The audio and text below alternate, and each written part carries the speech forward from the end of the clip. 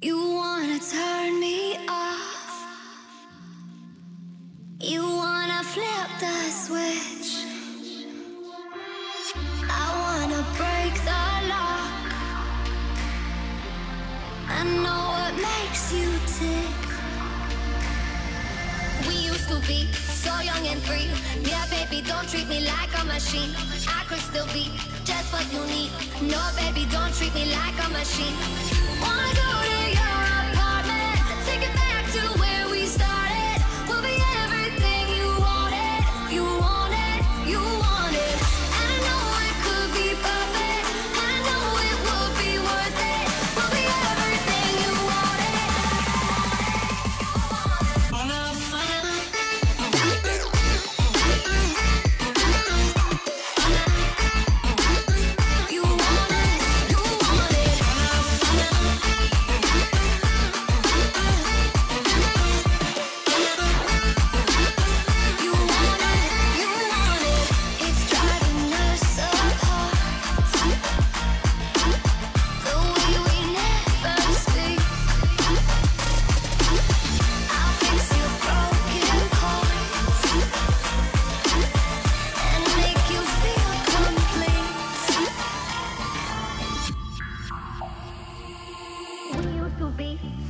and free. Yeah, baby, don't treat me like a machine.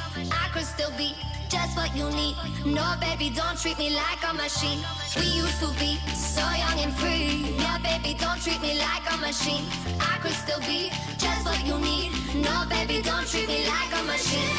Wanna go to your apartment, take it back to where we started. We'll be everything you wanted, you wanted, you wanted. And I know it could be perfect, and I know it would be worth it. We'll be everything you wanted, you wanted, you wanted. On it, on it, on you want it, on it, on it, on you want it, on it, on it, on you want it.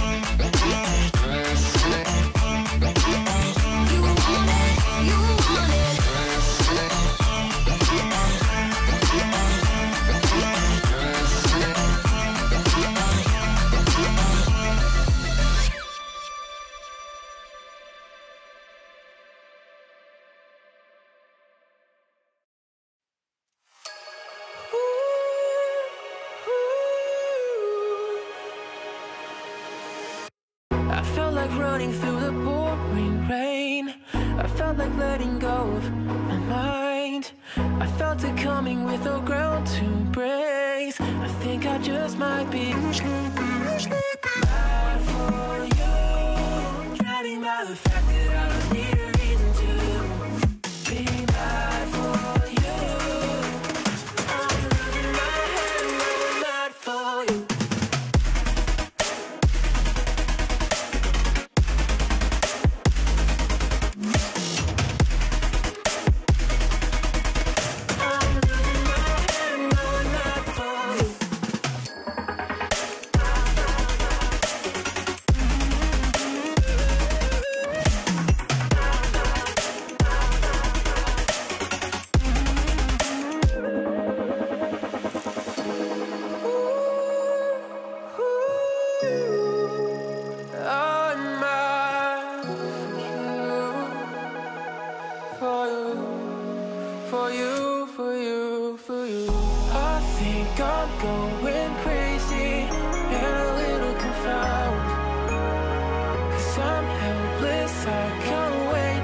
Drowned by your love, baby. You're a stranger, get on the unbalanced, just a little damage, but with you, I don't wanna be here. I felt like running through the pouring rain. I felt like letting go of my mind. I felt it coming with no ground to brace. I think I just might be bad for you, drowning by the fact that I don't need a reason to be bad for you. I'm losing my head and I'm mad for you.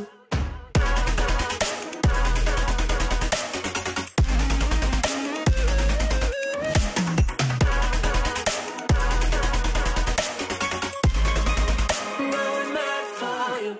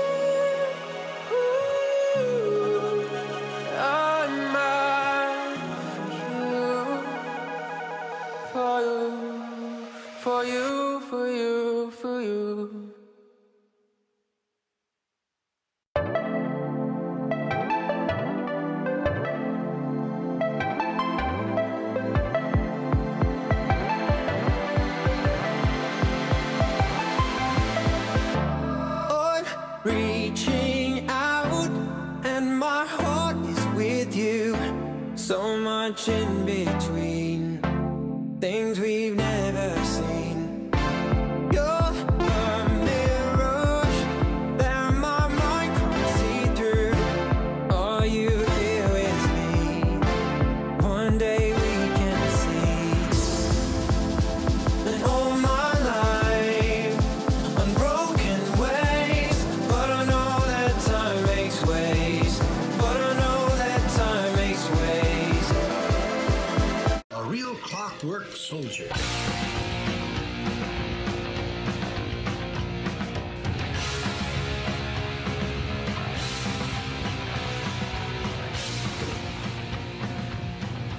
Generation Orange in 5, 4, 3, 2, 1. No, I want that. Keep going. That was great. That was perfect for the intro. Are you kidding me? Fantastic. You're listening to watching Generation Orange, a Houston soccer internet show and very soon to be podcast. We are super excited for that.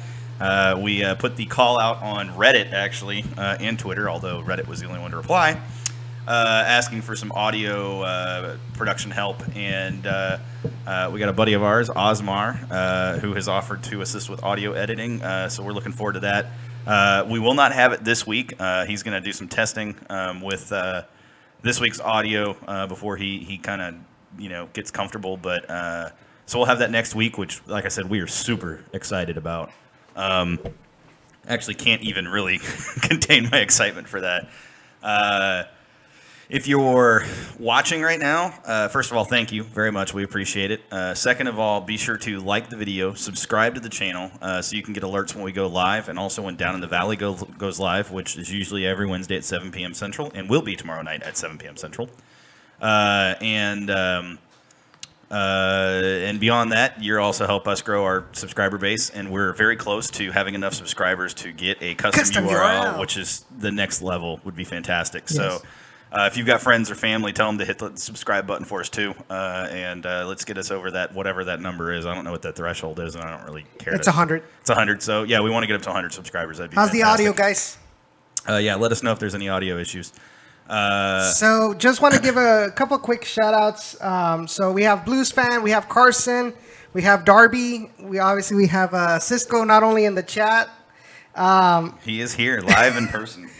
He's our. It's an honor to have and privilege to have. He's our number Cisco one live fan. In person. We also have Bob the Boozer joining us Bob? on the chat, and just want to say hi to our newest subscribers, who are Glenn Osborne, Iron Fist 286, Osmar Mendoza. Osmar, there he is. That's him. And we have Tyler C, Jose Torres, Brian Walter, and those are new ones. Yeah, keep walking. Get in the camera shot. Oh, look at that.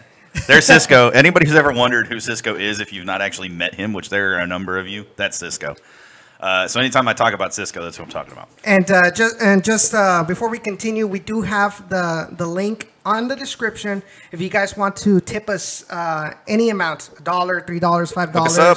Hook us up. We greatly appreciate any donations, any tips that you guys might have for us. And when you leave a donation, you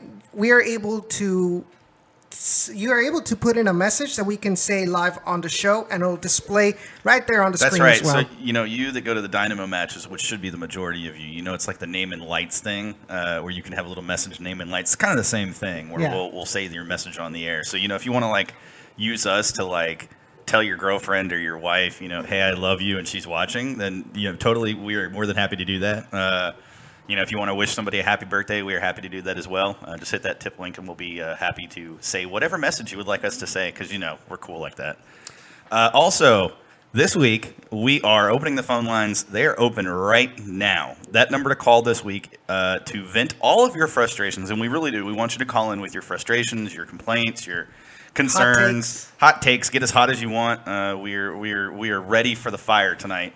That number is 956-622-5977. Once again, 956-622-5977. It is right there below all of our social media, right there on your screen. Oh boy, I should really pull up show notes so I don't get sidetracked because I've got questions in there. So we also tonight we'll have Victor Risa on, and we will also have Jay Adelberg on. I have not heard from Victor, so he may be a little delayed on calling in. I don't know. We'll find out, I guess. Carson, cash me outside. How about that?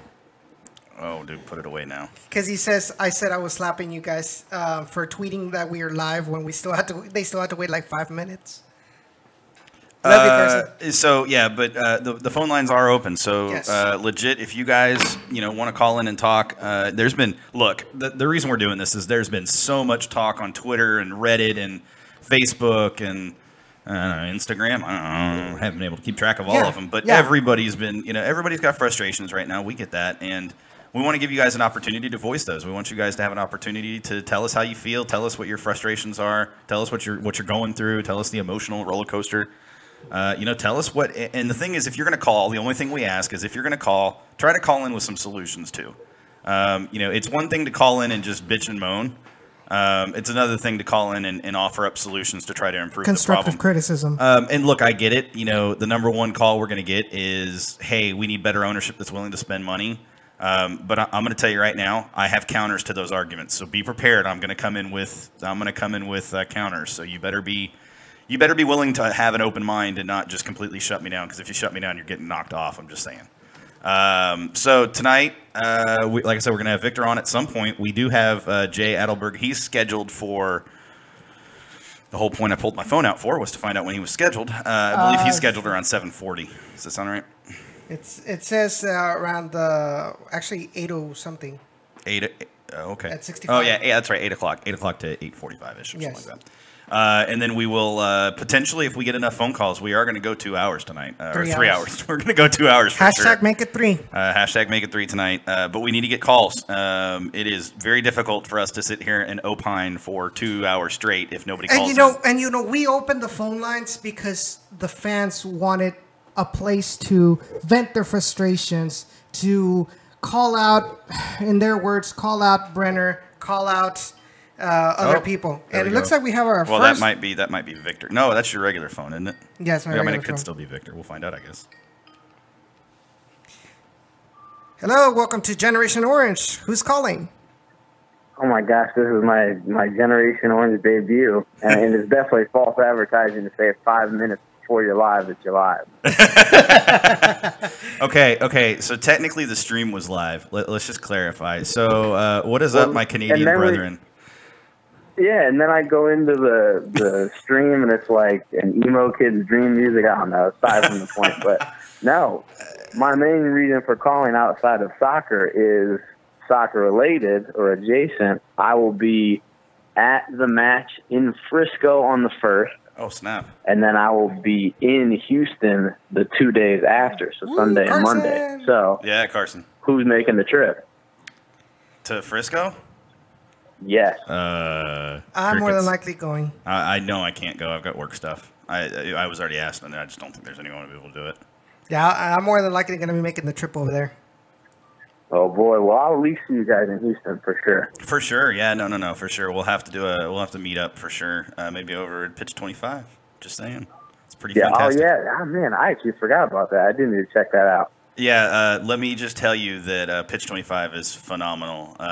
We actually a bunch of our Discord guys met up before not the last match, but the match before that one. SKC. Yes. No, it was LAFC. It was the Open Cup semifinal. We all met up and at Pitch 25, and it's a great atmosphere to begin with, and it was just it was very chill, very nice, and really Pitch 25 is just a beautiful building. They've done a great job renovating that building and building it all up. Kudos to Ching on that, for sure. So what else you got for us, Carson? I know, and you know what? Look, we'll even let you talk USL. You can build up your Las Vegas Lights team over there. I know Edson just gave me the look, like, dude, really, come on. But we're open to all soccer fans, so shoot us your hot takes, man, or your non-hot takes. Yeah, I was gonna say, I'm not sure how much building up Las Vegas needs. They're kind of a dumpster fire at times, but no, they're definitely interesting. So what you're saying, Carson, is you substituted one dumpster fire for a complete another dumpster fire. No, now he has two dumpster fires. Oh, there you go.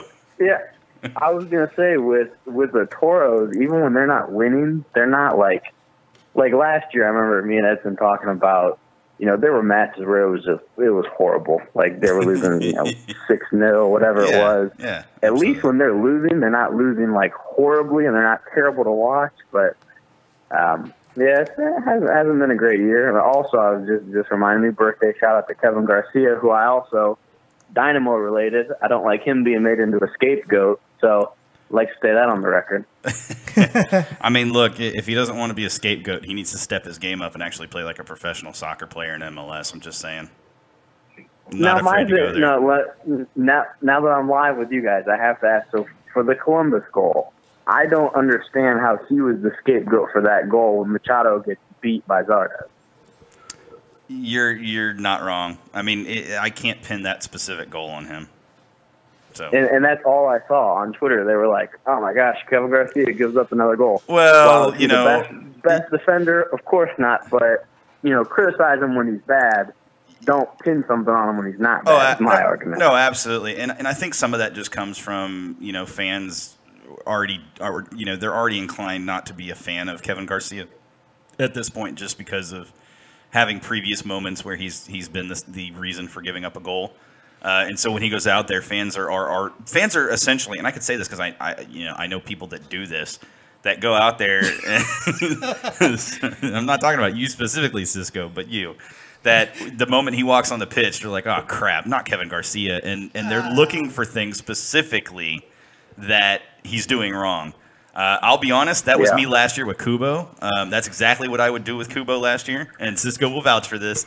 He would come on the pitch, and I would keep a point total of how many points, either positive or negative. I created a system. And so bad passes would be negative points, and he would go down or he would go up. And I'd keep track of his actual, play quality on the pitch. And so I literally was watching for everything he was doing bad, just as much as everything he was doing good, but mostly the bad things. Mm-hmm. But it's the same thing with Kevin Garcia for some fans, too. I think there's just a frustration overall with players in general, especially defenders right now, because we're giving up those goals late, and we're giving up really mental lapse type goals where it's like, come on, guys, get your crap together. Professionals should not be giving up these goals. And so as a result, they go in kind of with an expectation that we're probably going to give up a goal, and if we do, it's probably going to be his fault. So, yeah, and for me, it's one of those, and I even tweeted it with Kevin compared to, so Machado gets beat by Zardes. I think it's easier as a fan to say, okay, it's Kevin's fault because he's not our, he's not a star defender. Absolutely. He's a fringe guy. So you're like, okay, it's his fault. It's not Machado's. Machado's great. But, that was my little soapbox for my man Kev. But now I'm excited to get back to Texas. No, we're excited for you to come back, too. It's been too long, man. It's been way too long. Too long. Okay. You got anything else for Carson?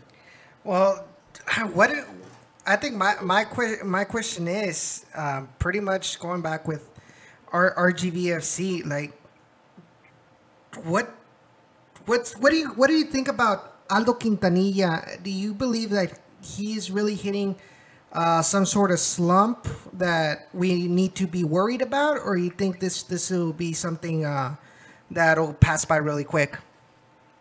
Yeah, I mean, we're kind of getting close to the end of the season, so there's not much time to have this sudden turnaround. For me, it's kind of unfortunate that Carlos Small has come in and kind of taken that first choice striker, has given Aldo, less chances. But I actually mentioned, I don't think it was this week, I think it was the last match, so it would have been Sacramento, that I was impressed with Aldo off the ball. So I think, even with that, maybe you combine him with Small a little bit. It's one of those where, as we talked about before, the midfield is so damn good with, Perea, Wharton, and that bird down there last week.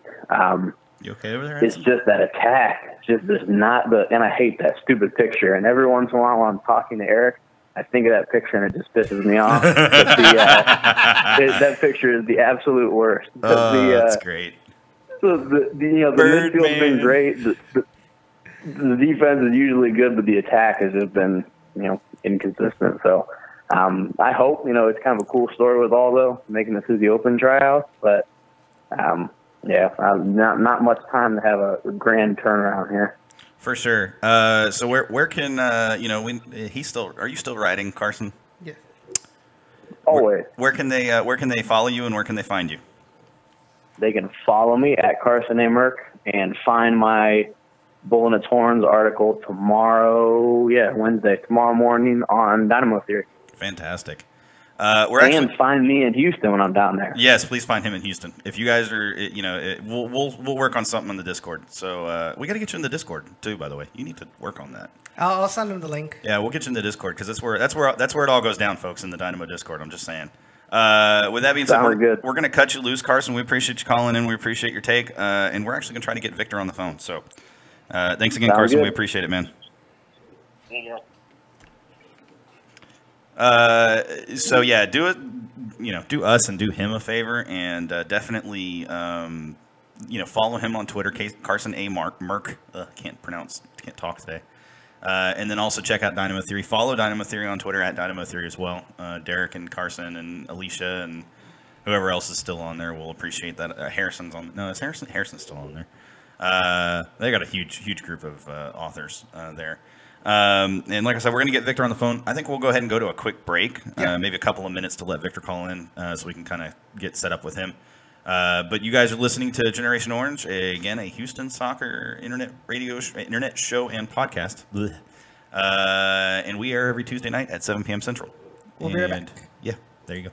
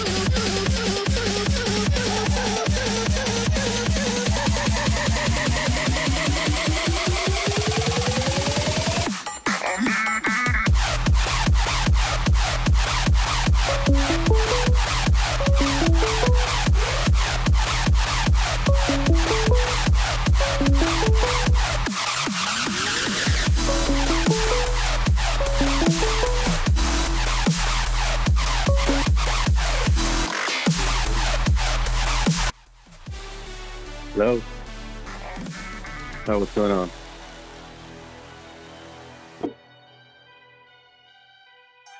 It's all good. Are we on? Are we, all good. Because this would have been funny.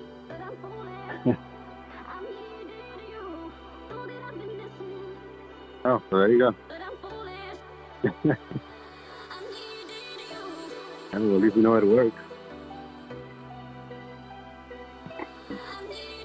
And I can hear you guys.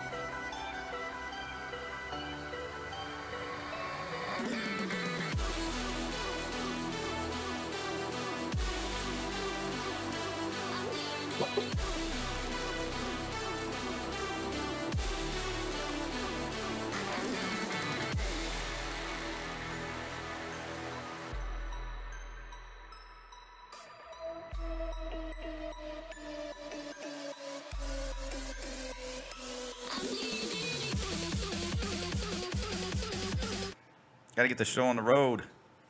And we're back. You're listening to Generation Orange, a Houston soccer internet show and podcast, or soon to be podcast at least.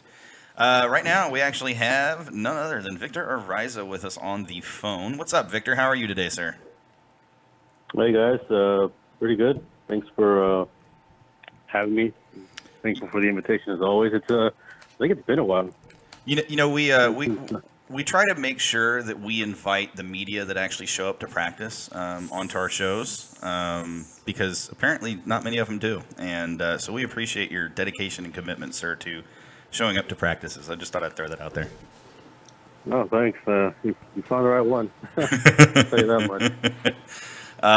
No, man, you are second to none when it comes to your commitment to the Dynamo and covering the Dynamo and busting your butt on a daily, hourly, weekly basis for sure. And we have the utmost respect for you.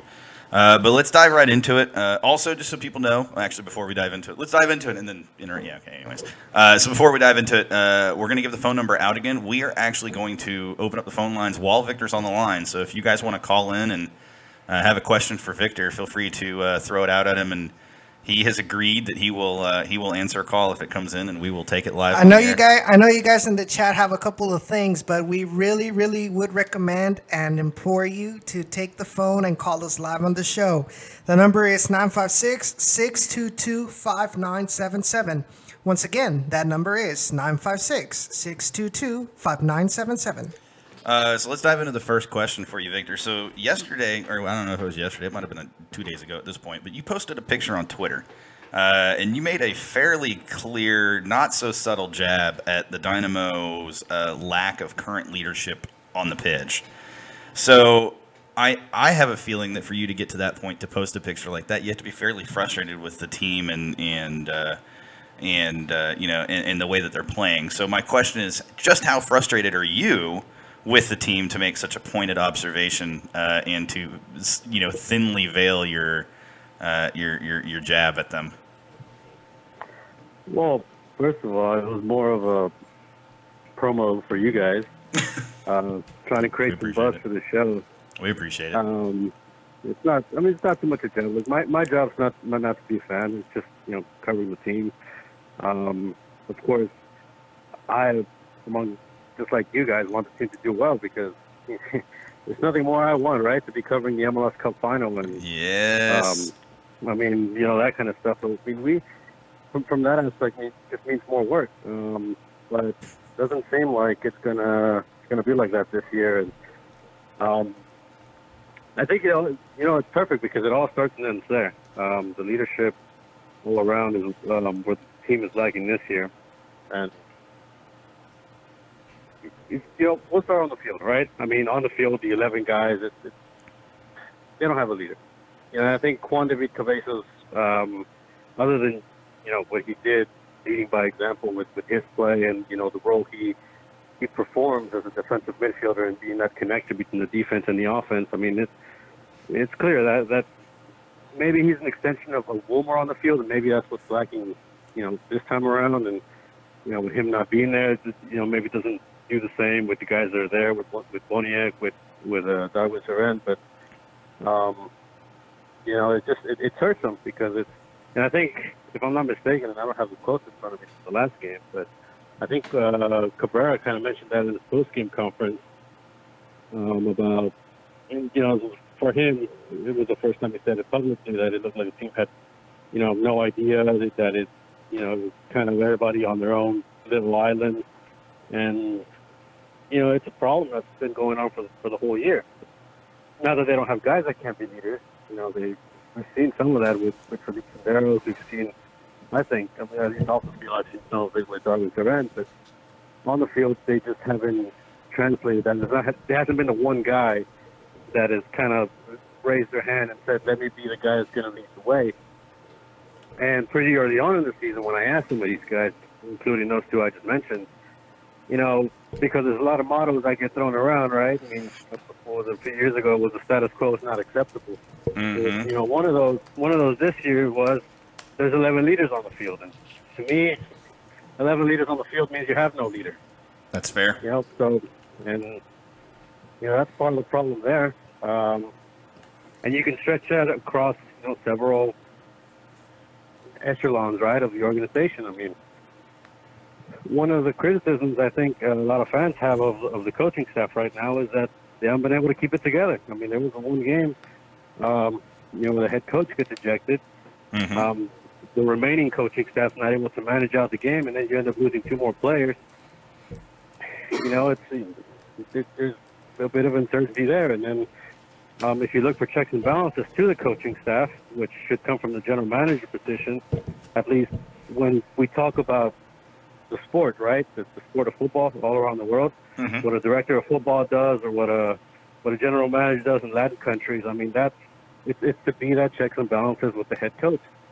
And in this case, they're tied together. I mean, they both depend on each other. Their job is and even then, you know what? Let me not just stretch it out to soccer. Let me just stretch it out here locally, right?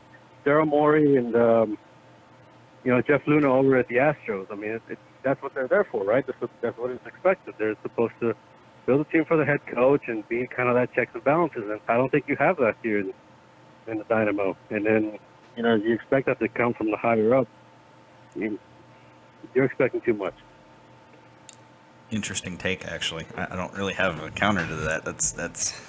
I mean, because look, there's no one that's front and center that takes the reins and takes.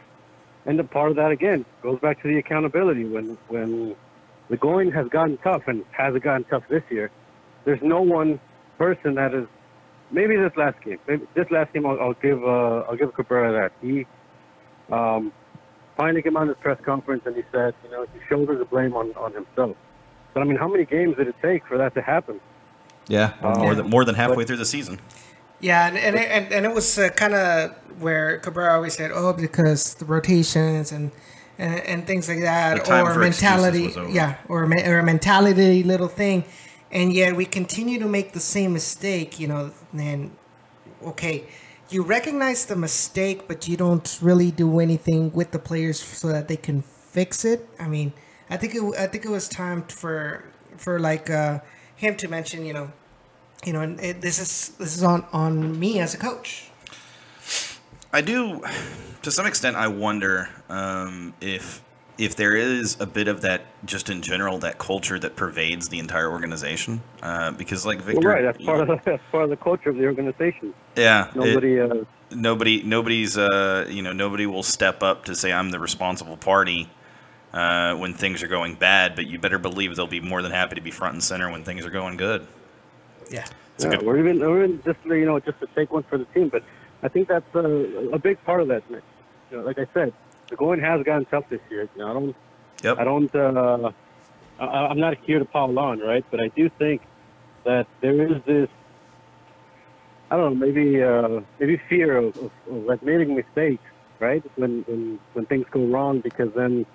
It just looks like they're not doing their job. But, I mean, mistakes happen to everyone. It's part of taking accountability instead of, just pointing the finger. And I think where it really went sour is when we saw this whole phase, right, of the referees are against us. Yeah. And it was like, it's just, and there's an ability to let it go. And it was, that's something that hinders the team from succeeding, because by not letting it go, it carries over to the next game. And look how long it carried, right? That one Philadelphia game, which, right, it wasn't the ideal referee situation, but they didn't pack it up in a box and let it go. I mean, they came on to the Portland game where they went and lost on the road, and then after that game, they come back and they talk about the last game. And I know they were talking about what they meant to say is the last home game, but they're talking about, well, if everything goes right, then we should have a chance to win. And there was that page was never flipped, and then what happened? If I'm not mistaken, that next game was the Kansas City game after that. Yep, it was for sure. And now it's kind of now it's back to the goals. Getting scored late on the road at Columbus, and now you're at this game where you just kind of you're in a position to win. All you gotta do is gotta close it out, whatever means necessary. And unfortunately, it all comes crashing down against Real Salt Lake. So, yeah. So next question, Victor. Do you think that the Dynamo will be able to make playoffs at this point? I don't think after this last game. I think that was it. Because of the direct head-to-head with Real Salt Lake, and then obviously, You know, they were the last team they were the last wild card team. At this point, you're playing catch up and you're hoping for a miracle. I mean, and even then, right? I think the Columbus one was the one where you at least had to try to grind out a point, because you come into this game, I think you're hoping to win the rest of your home games, and then maybe flip some of the rest of the results on the road. And even then, you were going to need some help. Now it's almost impossible, I think. I mean, I know mathematically it's still there, and you know these guys are going to tell you that they're still believing, and that's fine. I mean, it's what they get paid to do, right? So you know, obviously they're going to keep trying, but it's tough, man. I think it's tough. So next question, if the Dynamo do miss out on the playoffs, which, like you said, looks pretty likely, but they end up winning the Open Cup final, does that make up for the last few matches of horrid results at home, in your opinion? It depends who you ask. I mean, that's for the fans to decide, right? I mean, it's all subjective. But I think what they've preached all year, or at least you know, throughout the entire tenure, is it's MLS Cup, and that's the tournament that they're focused on. And if you base it on that, then obviously the season has not been a success. Obviously, the Open Cup has come in their favor this year. And look, you need a little bit of luck, right? I mean, last year, were they amongst the best teams?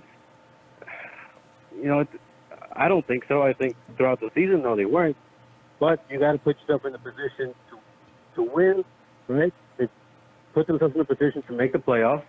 They caught a few lucky breaks, but to their credit, took advantage of them and got all the way to the Western Conference Finals.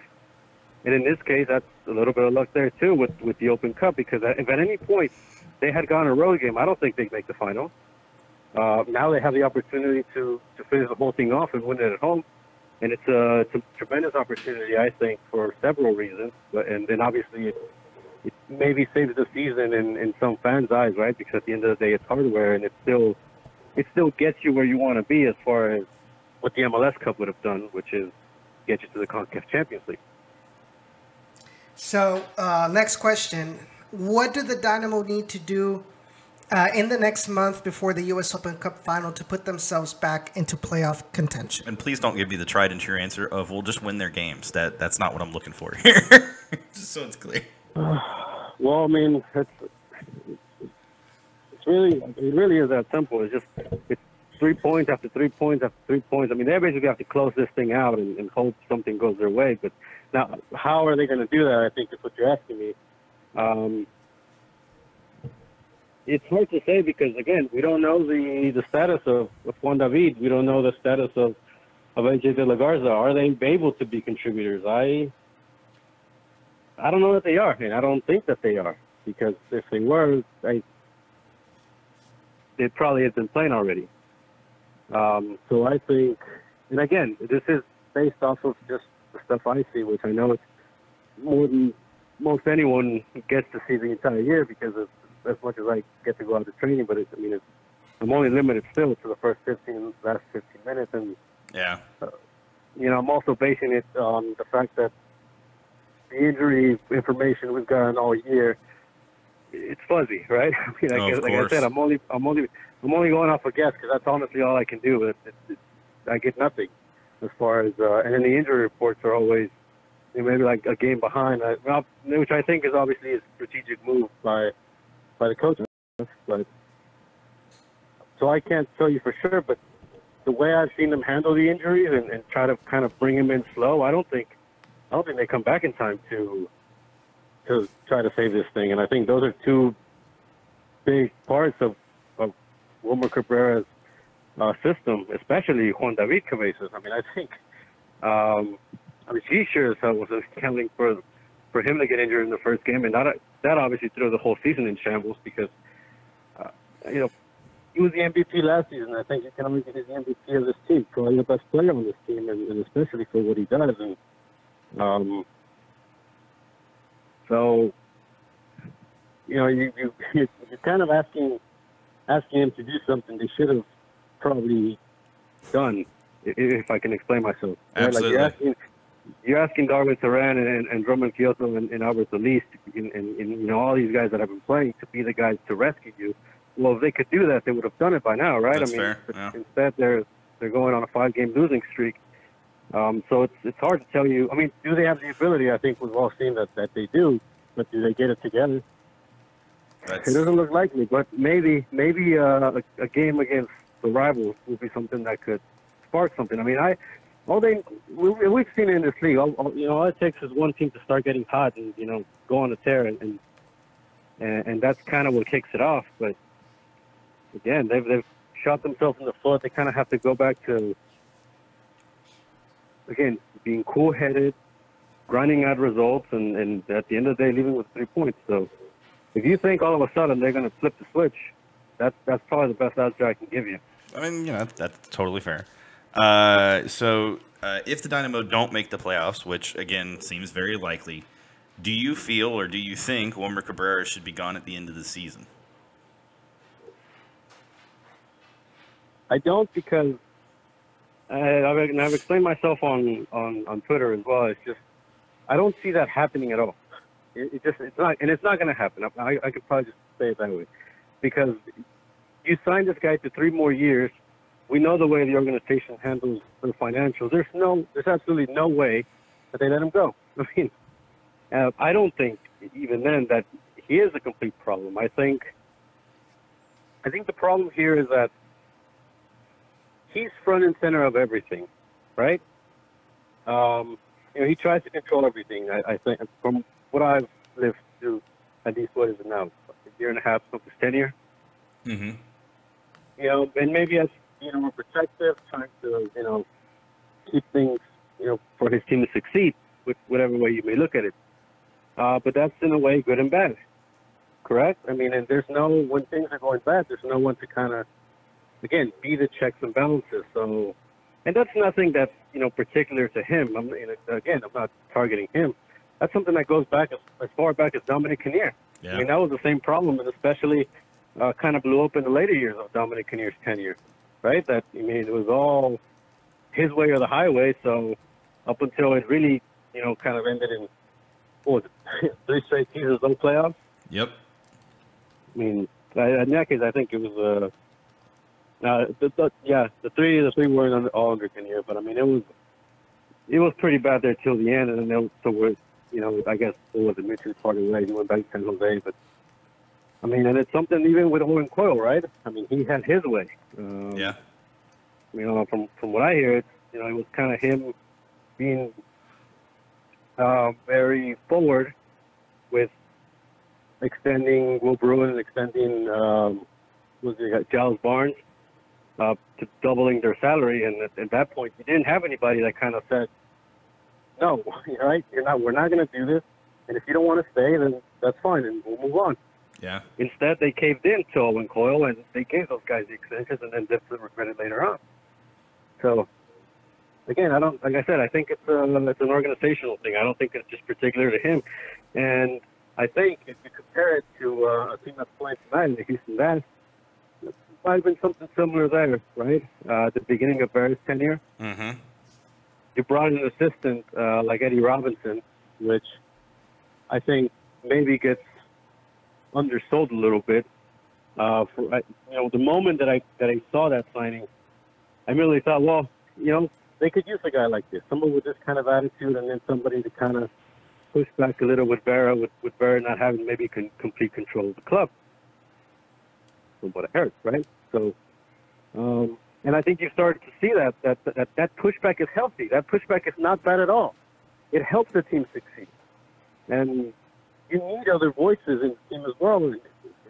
Again, it's all healthy, and I think these guys, I don't know, maybe they're just afraid of instilling some of that in the club, but they almost shy away from pressure, right? And I think pressure is a good thing, which is why I always, especially fans, when fans are frustrated, I say, well, you're the paying customer. Do something about it. You have you're as much as in this as anybody else. You have a right, of anything, to express your voice more than anybody else. And when you compare that to other MLS markets that even through their own website, right, are allowed to kind of be critical of the club, Seattle, I think Minnesota does it even. The LA clubs, or Orlando does some of it too. I mean, think of all the teams around the league and think of the way they're prospering because they're about soccer and they want to grow and they're not going to shy away from this pressure and from the criticism. And in essence, or more so, they invite it because they know it's only going to make them better. I think that's and fair. I think that's what the Houston Dynamo is missing. And I think it's what's been missing for years. So along those, some of it. Well, I'll add this much. Some of it, Wilmer Cabrera himself is trying to fix this, right? Like he's trying to bring in the internal pressure through the roster, but in some cases like this season, it's failed him a little bit. There isn't that internal pressure, but you need that, and you don't have that from within with the talent on the field because it's kind of lopsided, if we put it that way.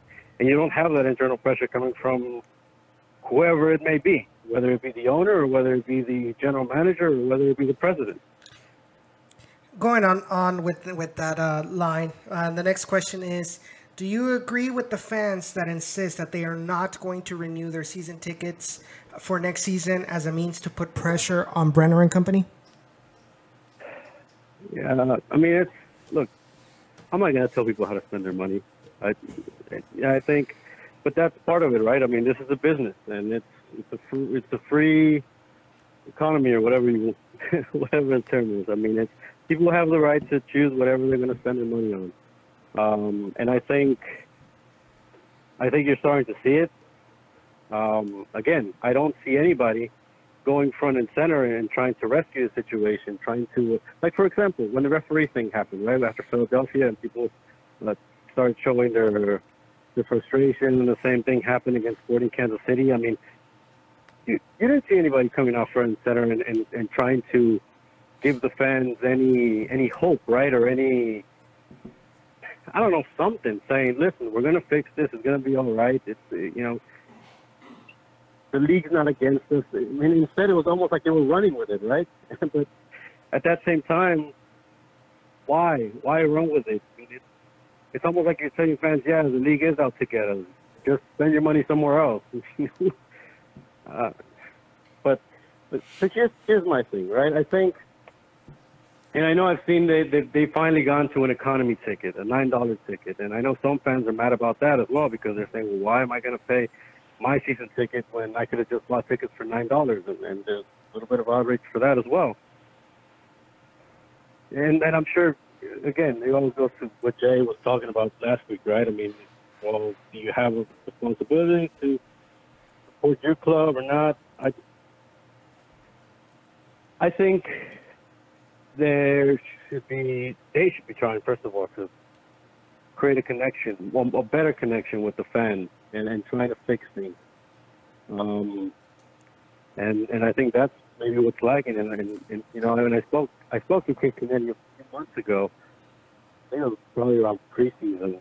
I tried to do an interview with him, but then my the sound on the camera, but it didn't record right, so I didn't get to publish it. But I remember some of the answers that they were going back and forth about. And I mean, one of it I didn't even know because this is the reason why I asked it, is because European clubs have supporters liaison, right? Yep. And there's a direct connection from the club to the supporters. And I think, do you have that here? And he said yes. And so I didn't go too much into it, but I think that's one of the things that, should be there, right? Like, should be thriving. And I think last I asked somebody else, they said it's like a revolving door. Like, I think that position has changed. And but I think that's something to look into, right? I mean, as far as like what's the relationship with supporters and trying to build that relationship. But for the most part, look, it's tough because I think the people that are telling them something are doing them a favor, but a lot of them are, again, this is at the end of the day a business. And I'll just tell you from my experience, like if I go to a restaurant, if I go to a store, I'm the type of guy that if I don't like the service, dude, I just don't come back. And I mean, and I think that probably makes me like the worst type of customer, well, at least for that company, right? So it makes me like the worst type of customer because, like, you don't know what to fix. Yeah. And so, I mean, the people that actually tell you what to fix, I think it's a huge help. And I don't know. I think well, I hear something else. What was your question again about if they should cancel season tickets? No, you essentially answered it already. You're good. You beat around the bush, but you essentially answered it, so you're good. Before we go to the next question, I want to piggyback on something you said, and I'm actually going to throw it back at you.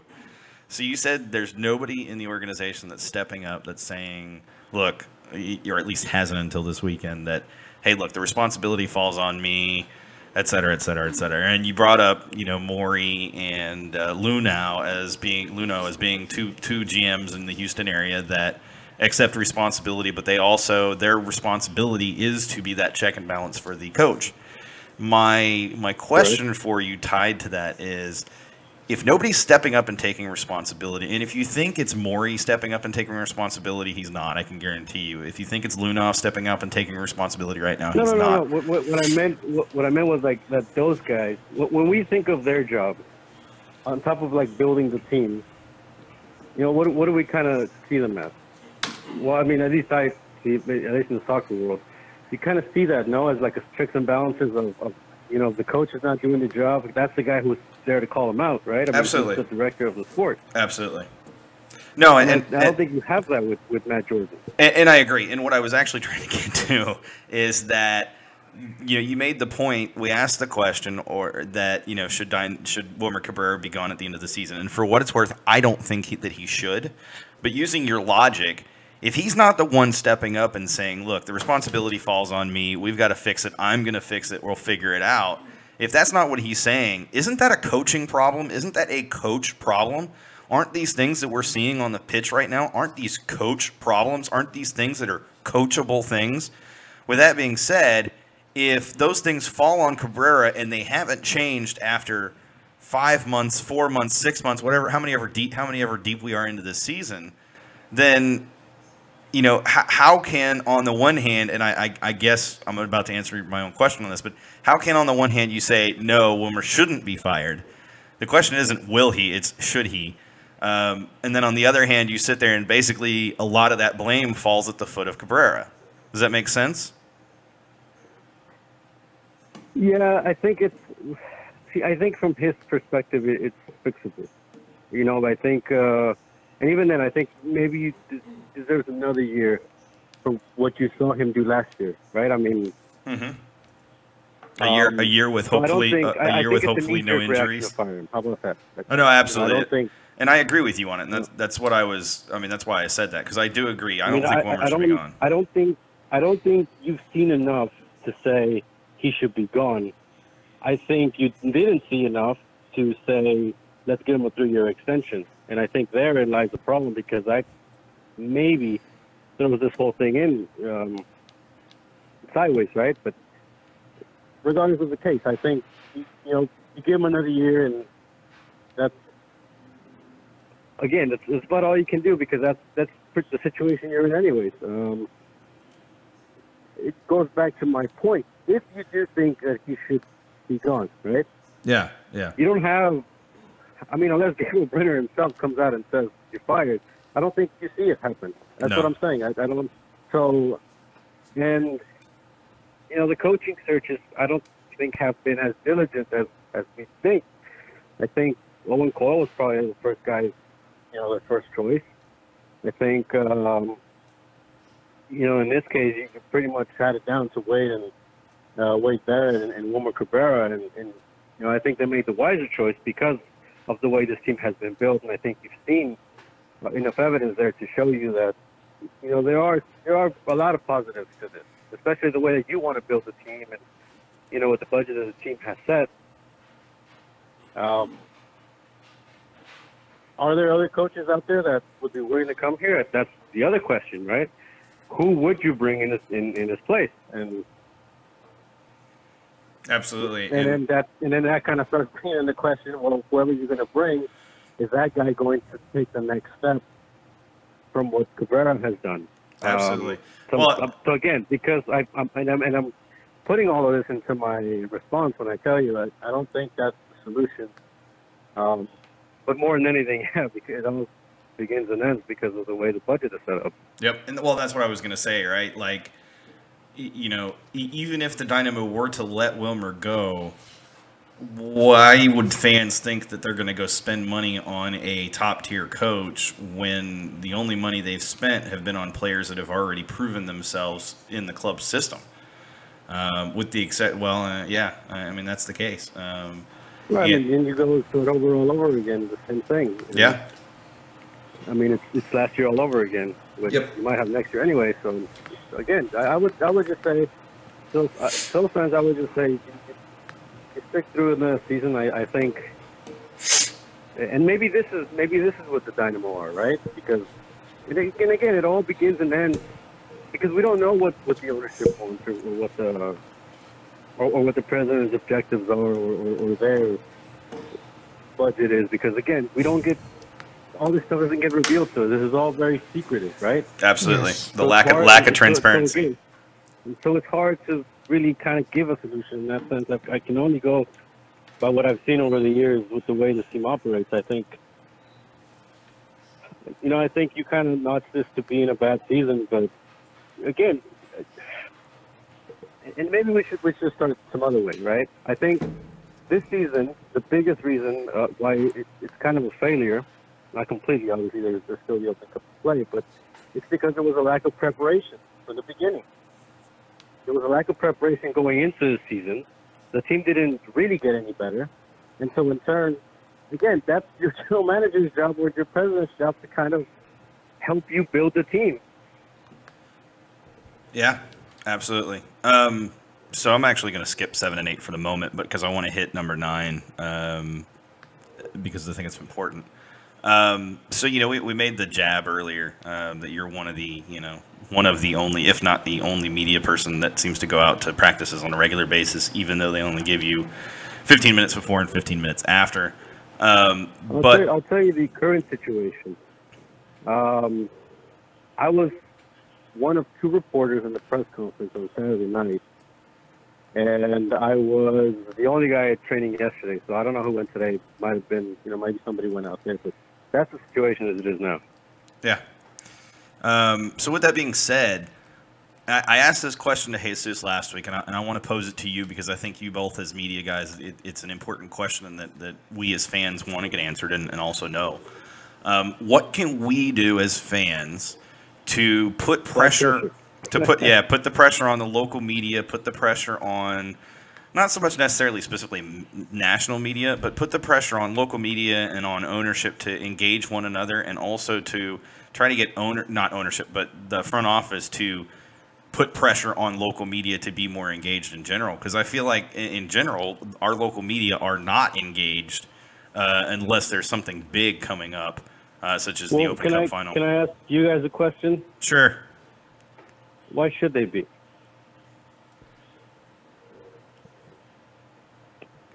I mean, I'm not trying to. That's a fair question. I'm just.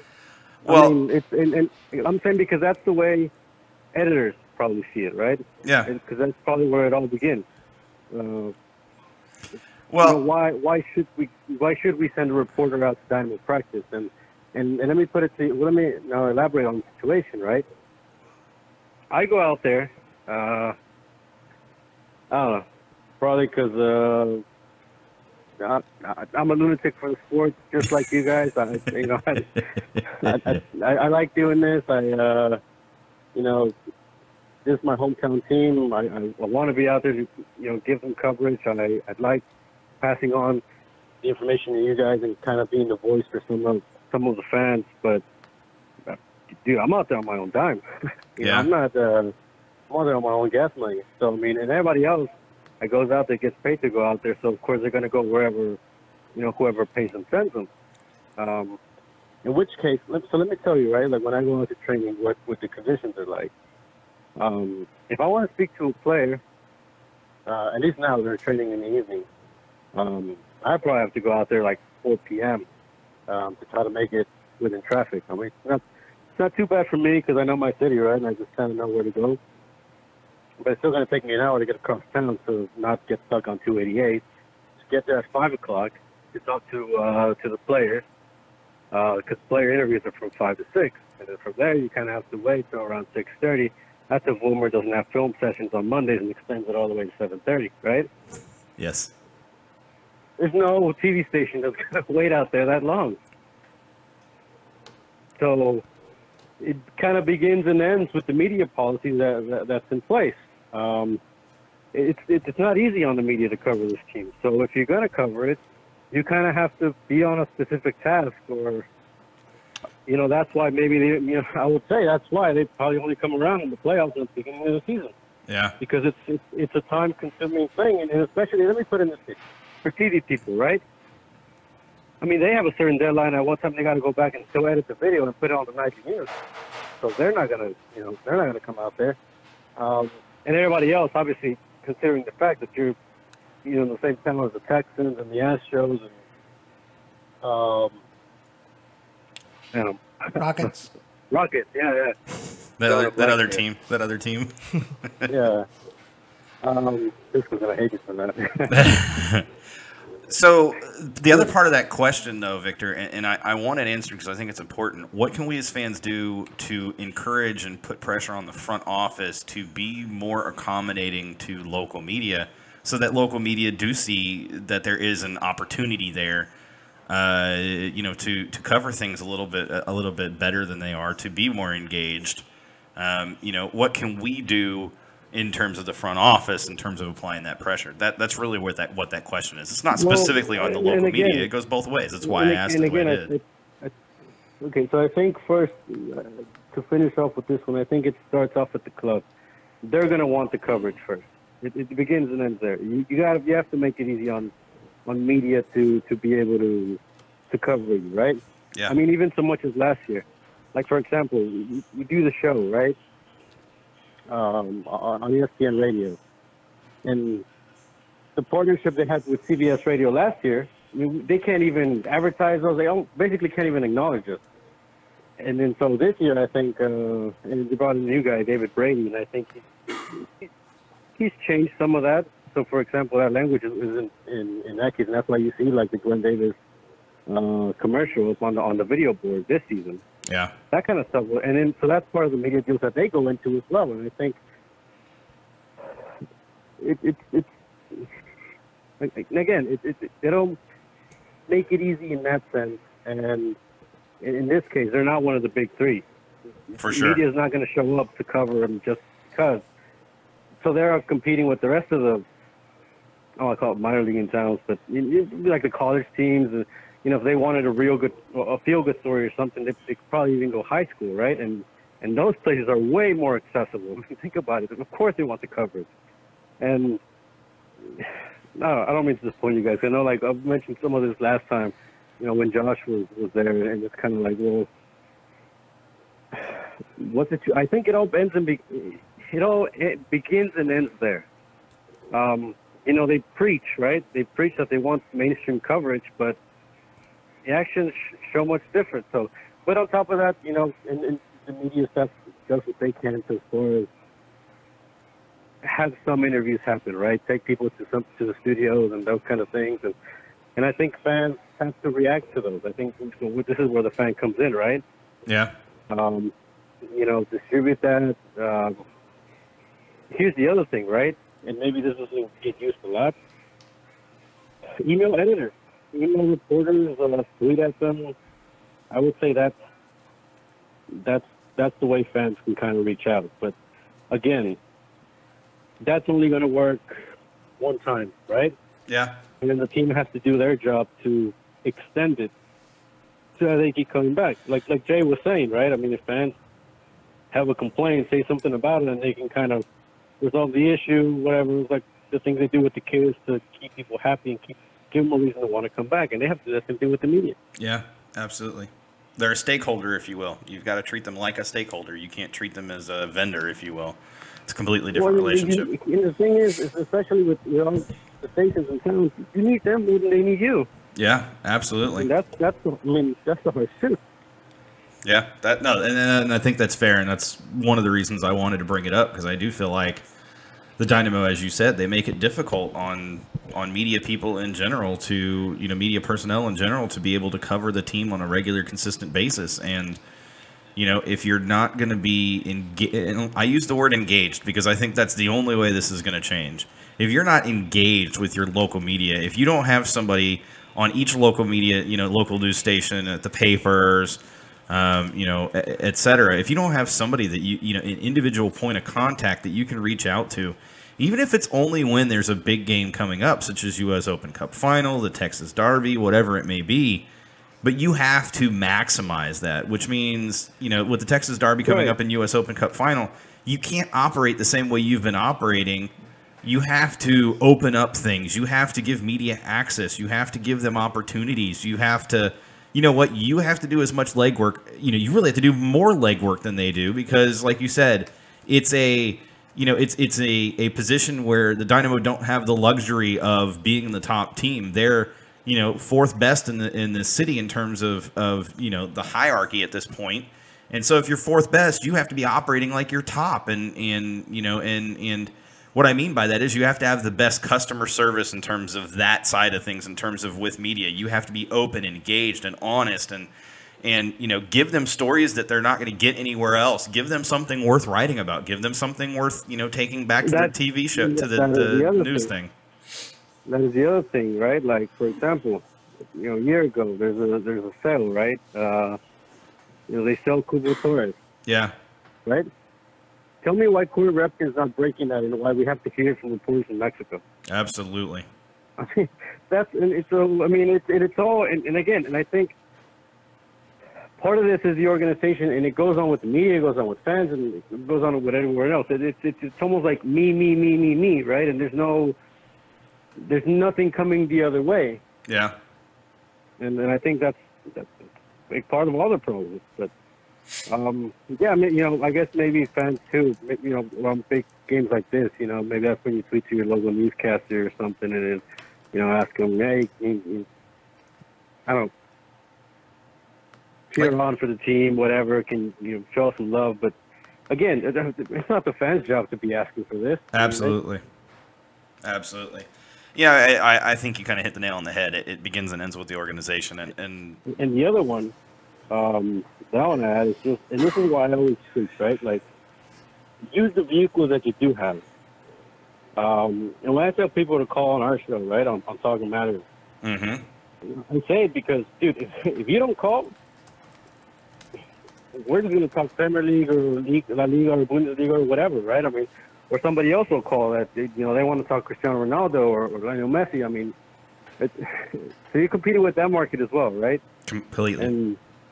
And the same thing in Spanish. Lester has his show where he talks about all Houston sports. But I mean, if there's fans that talk the cool Dynamo, I mean, the guy knows as much Dynamo as anyone in this town. I mean, he used to work for the team. He probably knows more, to be totally honest with you.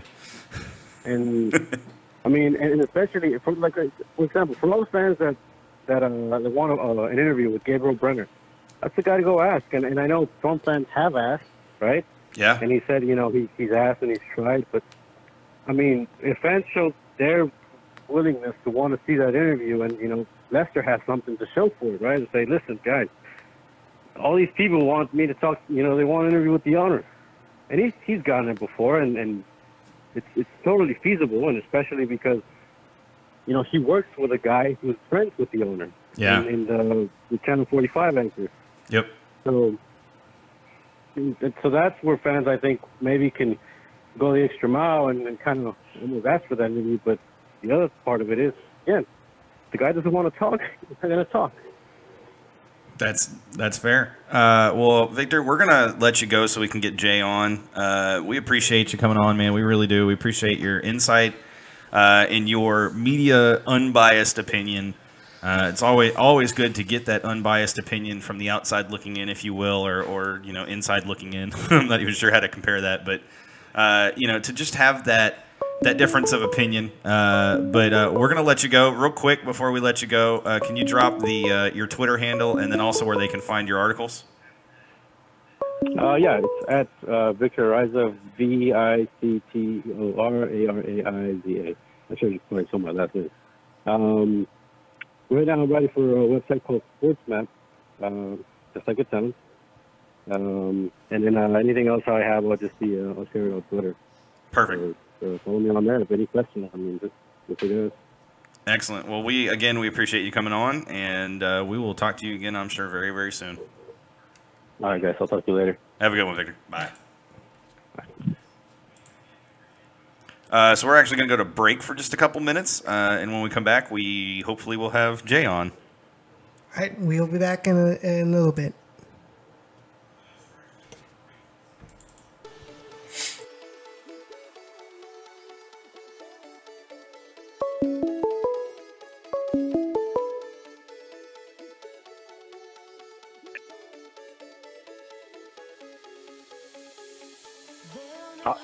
Well, hello.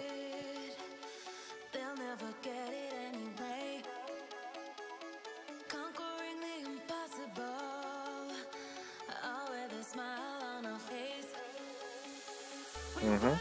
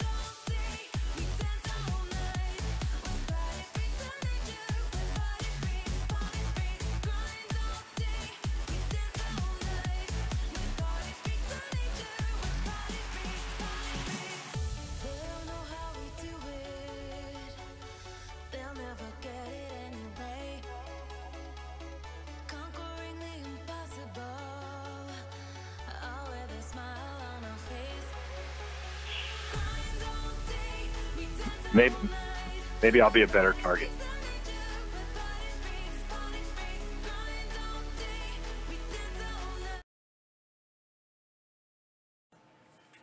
And we're back. You're listening to Generation Orange, a Houston professional soccer internet show and soon-to-be podcast. It's going to change in like 2 weeks. I'm going to have to do a new version of this.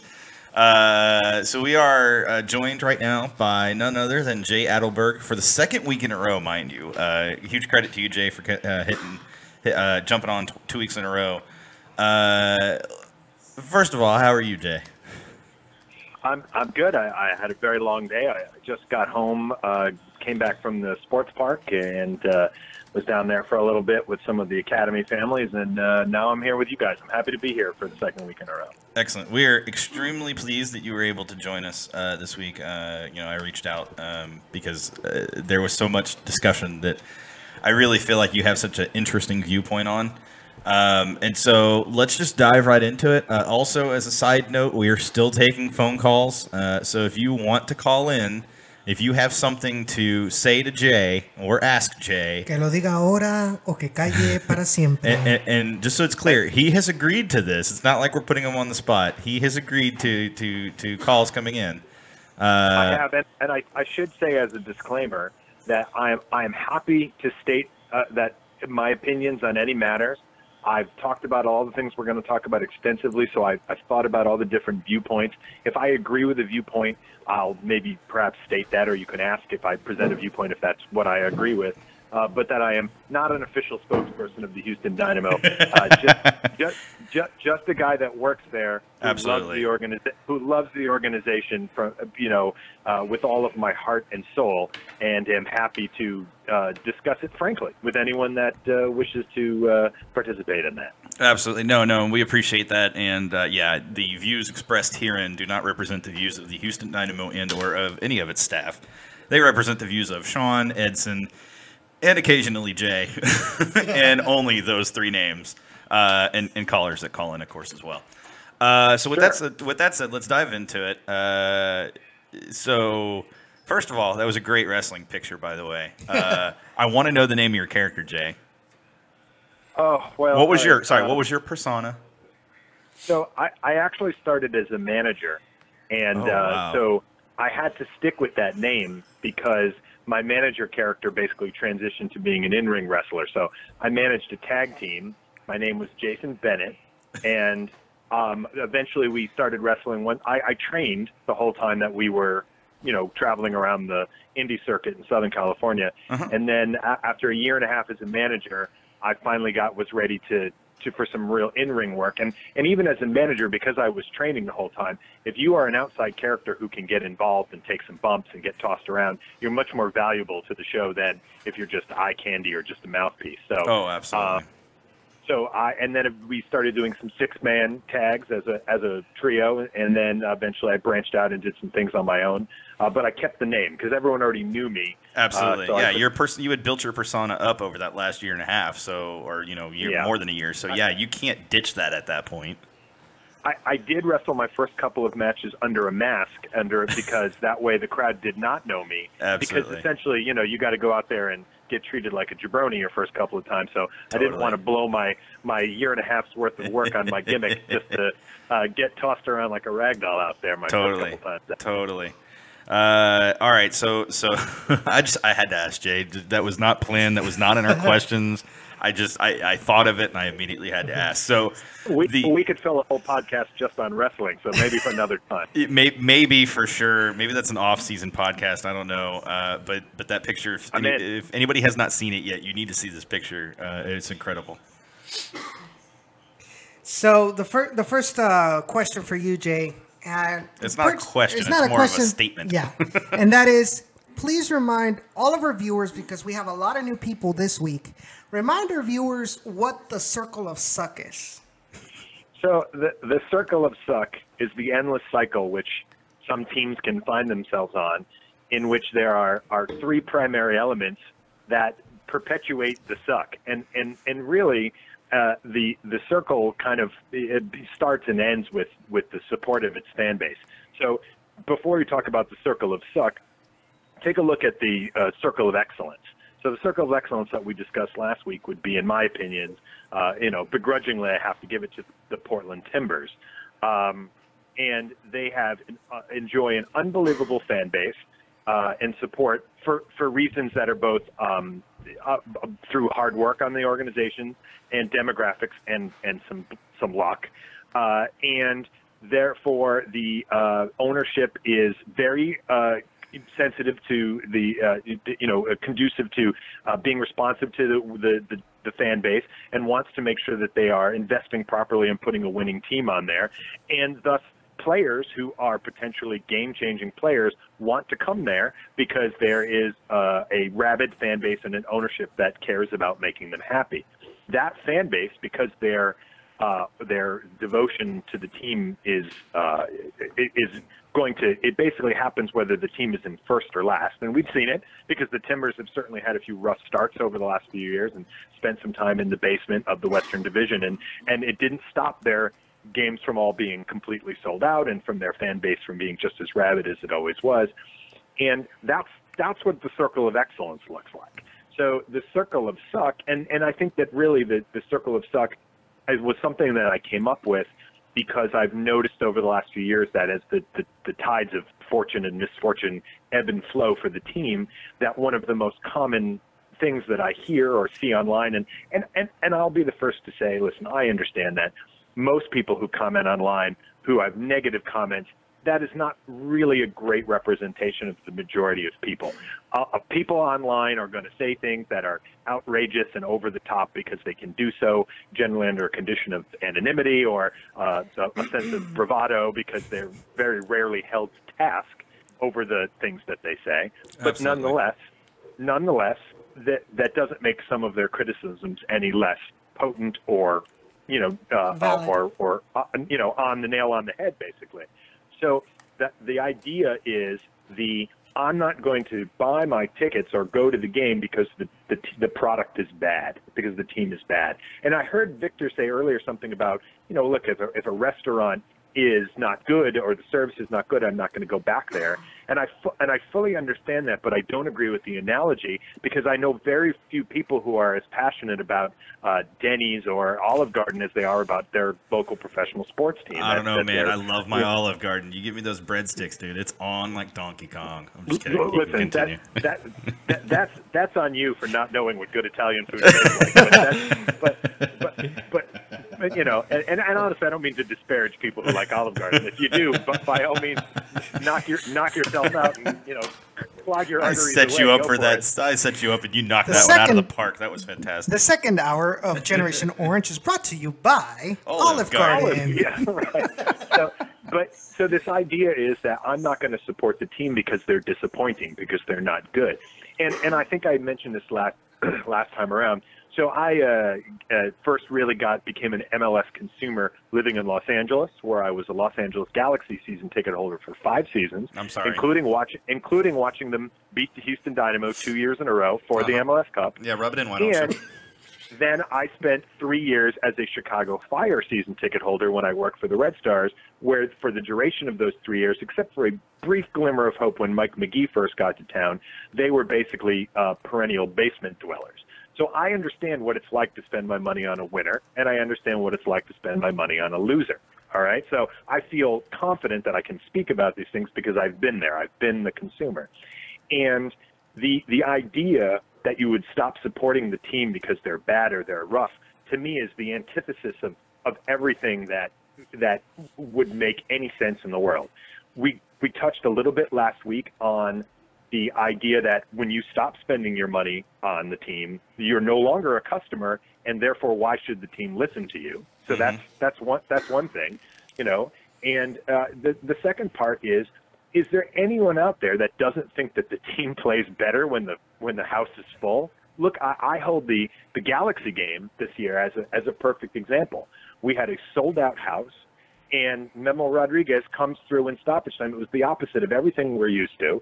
And sends a capacity crowd home with smiles on their faces, and puts on a great show for people who may have been in BBVA Compass Stadium for the first time, right? So I think we can all agree that felt like an event here in town, right?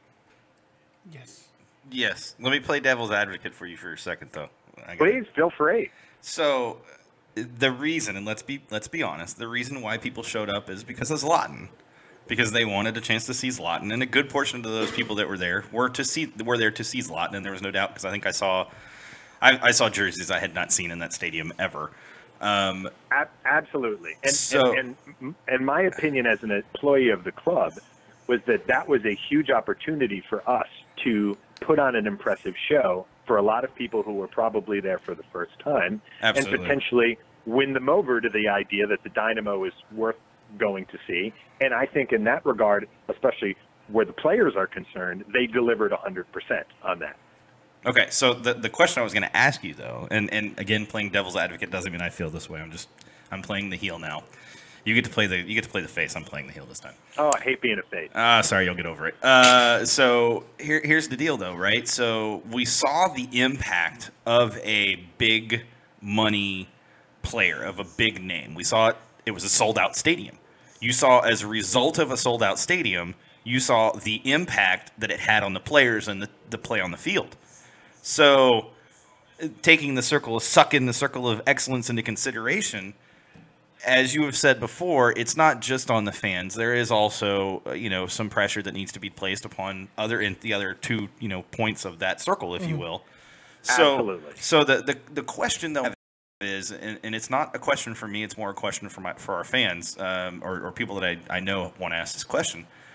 If Brenner and ownership and the organization see that it made an impact, and hey, we sold out the stadium and everybody was excited and the atmosphere was different, and the question at the end of the match is, how do we carry this over? And their first answer is not how can we, we need to bring somebody who's a big name in. How is that not the first thing they jumped to? And maybe they did, but my question is still, why haven't they done more? Why haven't they done more to bring that atmosphere back? I guess is the real question. If that's all it took to fill the stadium up that particular night. Now again, that's that particular night, but it's still it's still a valid question, I think, at this point. No, I agree, and I have thought long and hard about that idea about what does it mean to bring in a big name player, and you bring in a big name player with the hope that they will have an impact on your play on the field and your box office, right? Sure. I mean, that's why you do it. And I don't know, and if you guys know the numbers on it, you can feel free. But I don't know what the impact that bringing Zlatan Ibrahimovic has had on the LA Galaxy's attendance over the long run, over the course of the season. I don't know, and we will find out over the course of the season what impact bringing Wayne Rooney has been in for DC United, their new stadium. So what I don't believe the numbers would support is the idea that bringing that on your team automatically equals that you sell out every game. Absolutely. All right. So I don't believe that the numbers would support that idea. I believe the numbers would say, no, it doesn't matter. It doesn't really have a truly impact on your home attendance. It has a better impact on your road attendance than it does on what you do at home. And your fans are your fans. They'll sway a little bit either way, depending on whether the team is good or whether there's a star. But it's not a huge margin of swing. Because well, and I'm going to piggyback on that. I'm switching back to face now, so I'm going to piggyback on that. It's important for those who feel that way to remember, when you see that, you're seeing it because it's the only time or one of two times in the season that a Houston Dynamo fan or a Houston soccer fan can see Zlatan in person. Whereas if a player like Zlatan was here, you're spreading that difference out over 17, 18 home matches a season. And so that diminishes the impact that a big-name player is going to have economically, financially, etc., over the spread of an entire season.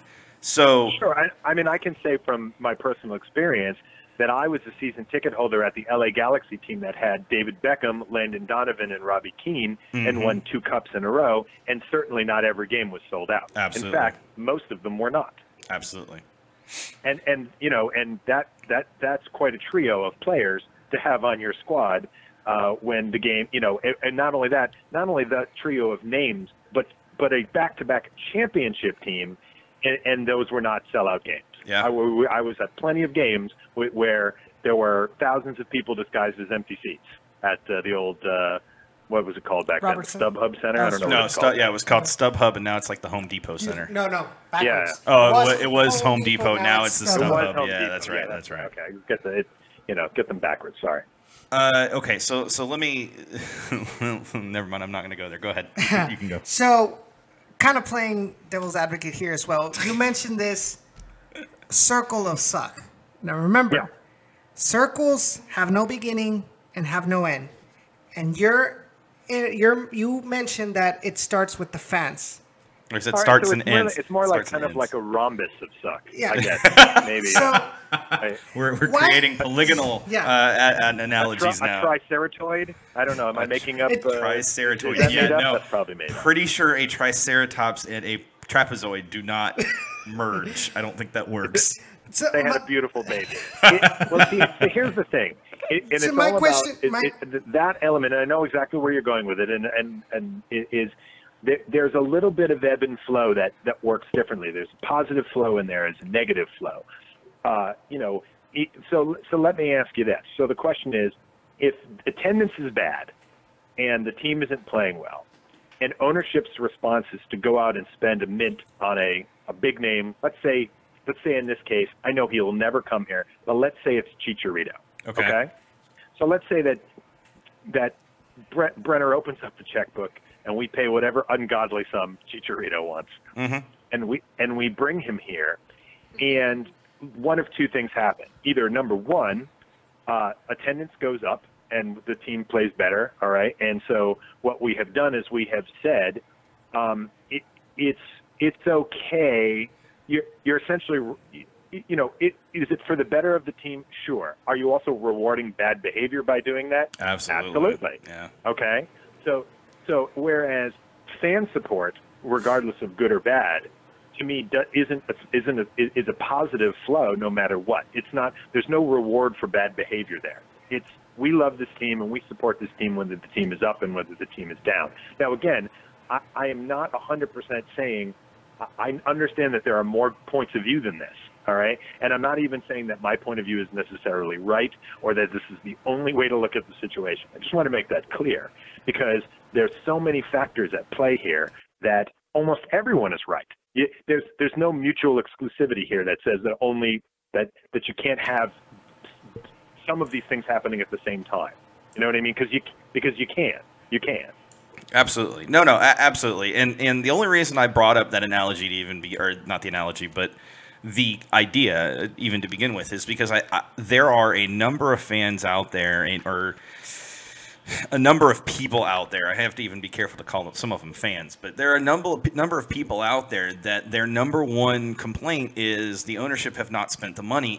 And I saw on Twitter, and it was fantastic, and I hope to get the Brett Zalaski on in the next few weeks, but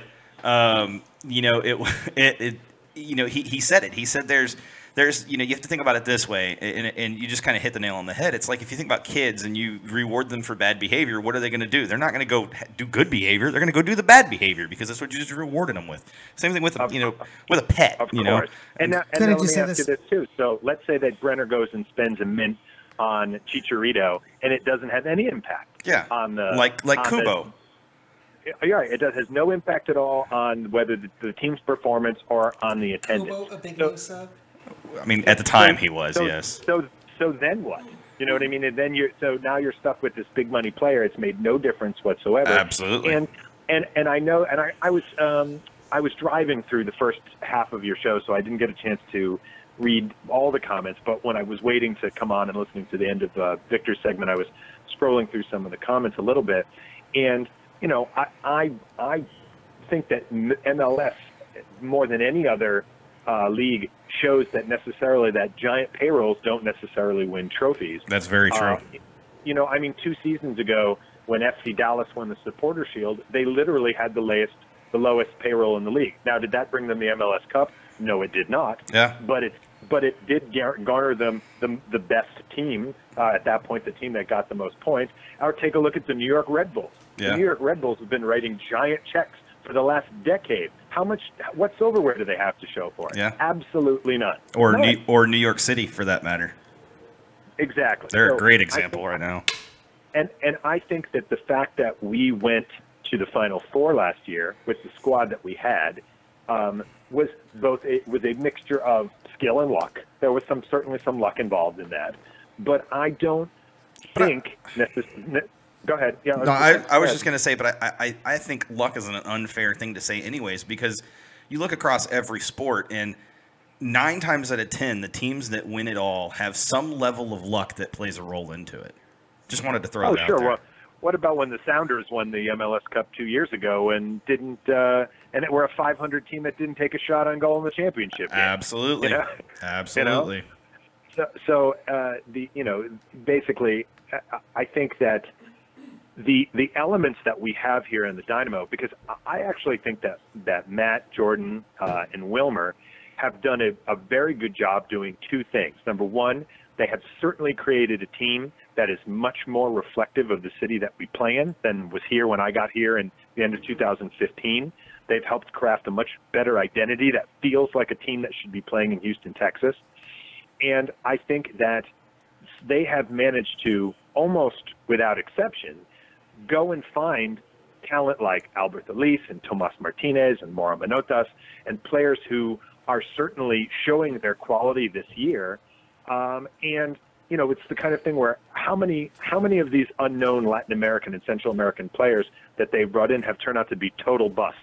You know, at this point, I can only think of maybe one or two. Yeah, and absolutely. So when they bring in a guy like Ronaldo Pena and nobody knows a gosh darn thing about the guy, I'm willing to give him the benefit of the doubt right off the bat, because if I look at their track record and go, Elise, Kyoto, Cabezas, Menotas, Machado, yeah, you know, Tomas Martinez, Senderos. then that to me says, you know what? This kid's probably, there's something there, and I think that this kid could probably be something. Now, obviously, there are still a few little parts of our team that I think are need to be tweaked, and they need some improvement. We've clearly, our back line has been besought by injuries all year long that have really prevented there to be any good positive flow there. The loss of Cabezas, that impact is clear on us this year. So it is certainly not perfect, but I would take our front four against any front four in the league and feel good about it. I can't argue that. I really can't, because our front four is one of the best front four in the league. So yeah. And you know what? I am a big fan of Joe Willis. I will admit that my personal feelings of Joe Willis probably cloud my feelings a little bit. He is without a doubt one of the finest human beings walking the face of the planet. So it's easy to root for him and want him to succeed. But he has come up for us big time after time this year, and earned his right to be the starting goalkeeper of the Houston Dynamo. You know? Absolutely. So even right now, we're whittling down the pieces. So where's the big miss? You know, if everyone says, well, they got to go out, they got to spend $1 gazillion and on this and that, the other thing, and it's, you know, I just don't see it. I don't see the $1 gazillion need. I don't see the big price ticket need. I think that there are clearly some small needs and some things that need to happen, but I don't think we need to be the team that goes and signs. Like, what is Wayne Rooney going to do in Houston, Texas? He's going to melt the moment he hits the town. Absolutely, you know? Preach on, brother, preach on. I would love to see him come down here in the middle of the summer heat. I want to see him just fall on his face. Now, do I think that my mind is also open to the possibility that there is a real good center back or holding mid playing somewhere in Liga MX right now, who's number 2 on the depth chart, who's 21, 22 years old, who probably is a strapping hoss and could go and really kick some ass given the chance? Should we be looking for that? Absolutely. Edson, you know, I need you working on that today. Just kidding. But we don't. But do we need to do? Is that a $2 million purchase? I don't think so. No, absolutely not. And I want to, and again, I'm going to emphasize that I agree with a lot of what you're saying, but I want to emphasize even more the confusion over this point that the Dynamo don't spend money, that the ownership hasn't opened the checkbook. Barco, for instance, was brought into Atlanta for $13 million. That was the transfer fee that they paid.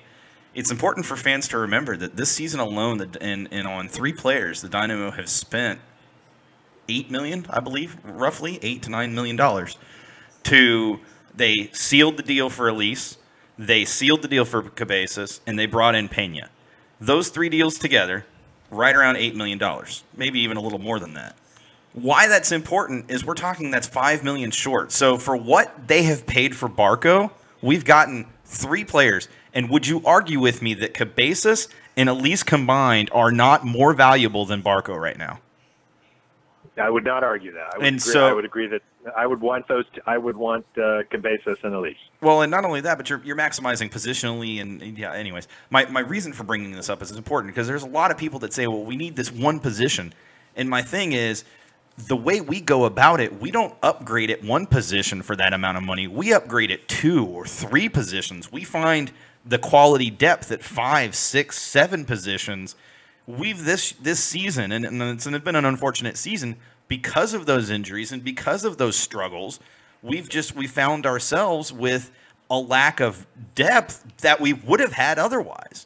And so, again, I come back to, it's not that we don't spend money. This whole concept of we have the lowest payroll, that's not necessarily a negative thing. That just means that Matt Jordan is so good at his job that he's fielding a team that is competitive, and last season competed for the Western Conference Final with teams that are spending $10, $15, $20 million more money on other players. It doesn't mean that our players and our team are not good enough. It means that we have had the worst string of bad luck when it comes to injuries. And unfortunately, the key pieces that were so important to that run have been the ones that have struggled or have been the ones that have been injured this season. So it's not that we can't turn it around. And I'm ranting, and I'm so sorry, Jay, that I'm taking this rant. But I am so pissed off at people that continue to say, I need ownership to spend more money. No, you don't. It's not going to guarantee success, just like Jay said. It's not going to guarantee you anything. All it's going to do is it's going to piss off the players that are here that you brought in for a good amount of money because you're going to spend more money to bring somebody else in. Not only that, there's always the guys that blame Wilmer, the Wilmer out or Jordan out. Oh, I can't stand like Jordan seriously, out. guys. Get out of my face. And I said it in that rant I had on Saturday night. There's nobody that's going to make the magic with this amount of budget than Matt Jordan. Absolutely. Everybody else is going to make a big mess, and it's probably going to get really crappy players. Sorry, this is all Jay's fault. He got me fired up. And Matt Jordan is able to maximize. I have poked the hornet's nest. You have definitely poked the hornet's nest. In a good way, though. There are people listening right now that need to hear the words that are coming out of my mouth, coming out of Edson's mouth, and also coming out of Jay's mouth as well. Okay, before we get any more heated over here, okay, let's go to the next question. Yeah, back to the question. Sorry.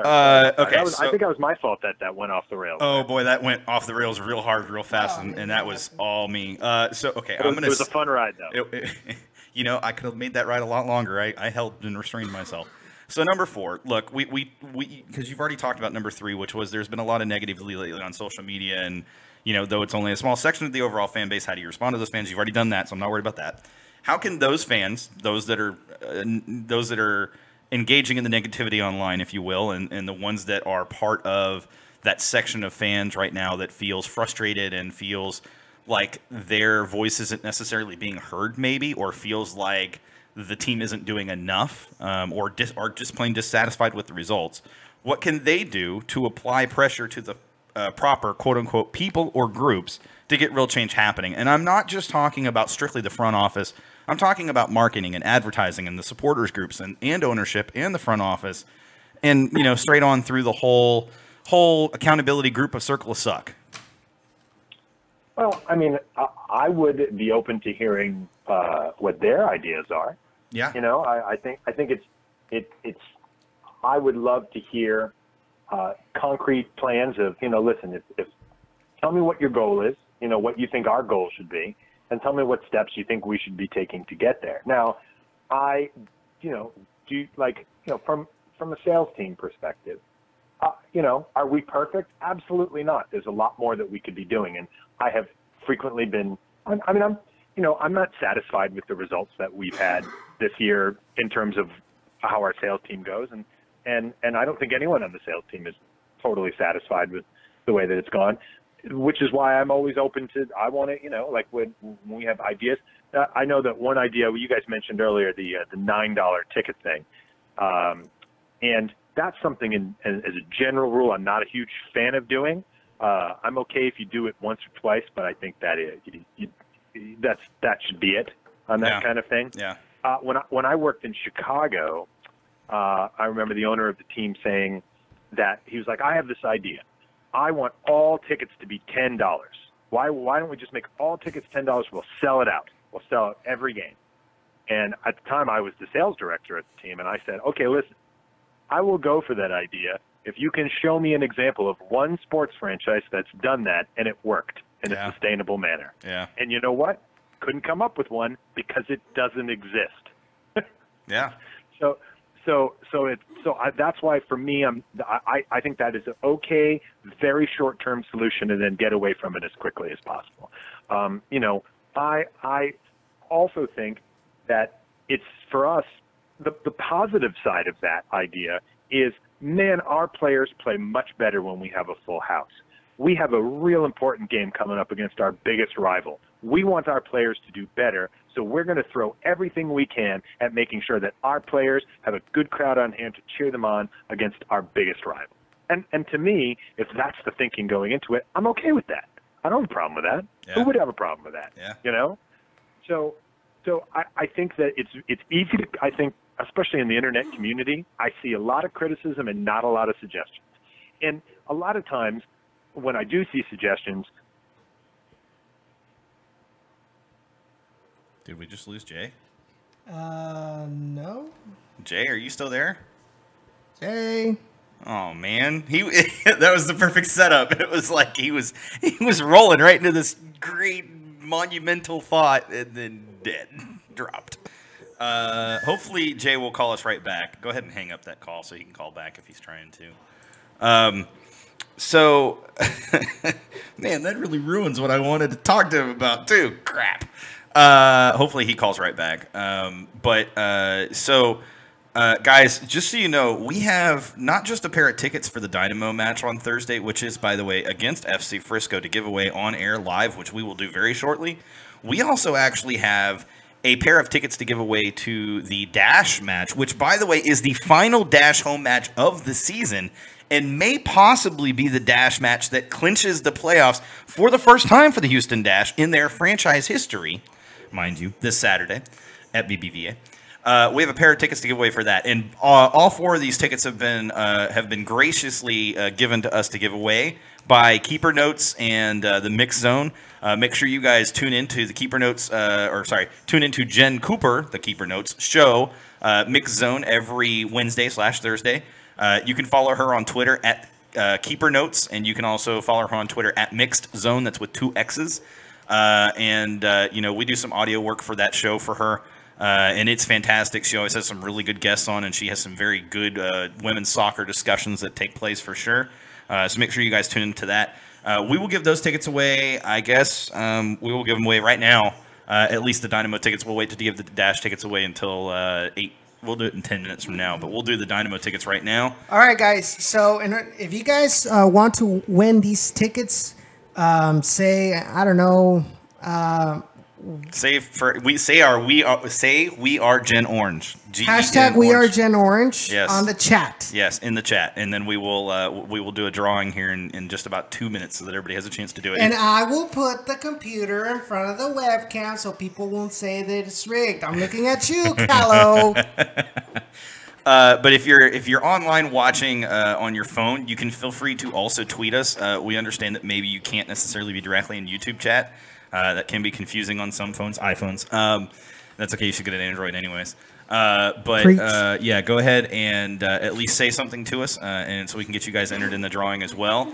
And then also for the Dash one, like I said, we're going to do that in 10 minutes. But for now, if you're in the chat and you say Dash TF on, that's Dash T as in the, F as in, well, you know what that word is, and on, like flipping a switch, light switch on. If you say that, we will also enter you into the drawing for the Dash tickets, and there's a pair of those we'll give away as well. These tickets are going to be available via flash seats, so we will be getting your email address if you win and sending that over to Jen so that she can send those tickets to you. Also, in conjunction with this, at the end of our show at 9:30 p.m. Central, since we're going to end at 9:29, we'll end at 9:30. At 9:30 tonight. At 9:30 p.m. Central Time, over at the Phoenix, which is on Westheimer, and if you've never been to that bar, it's fantastic. Keeper Notes /Mix Zone /Jen Cooper is running a watch party there for the Dash, and I'm pretty sure that there will be members of the Bayou City Brigade, which are the Dash supporters group, and they're amazing. And so do us a favor, if you're in that area or live near that area or have time to get out there, go support the Dash, go support the away watch party. Go support Bayou City Brigade. They're doing amazing things. And the Dash, again, they are, Callo said it earlier in the Discord, they are 3 points out of a playoff position. And if they can beat Seattle tonight, that will put them in literally in, one match to win to get in the playoffs. And we're at that point of the season. And the way that they're playing right now, I would not put it past them to beat Seattle and surprise the heck out of most of the NWSL. So let's give away these Dynamo tickets. I guess Jay's not going to call us right back. Okay, so if they put Dash TF on, it's only for Dash tickets?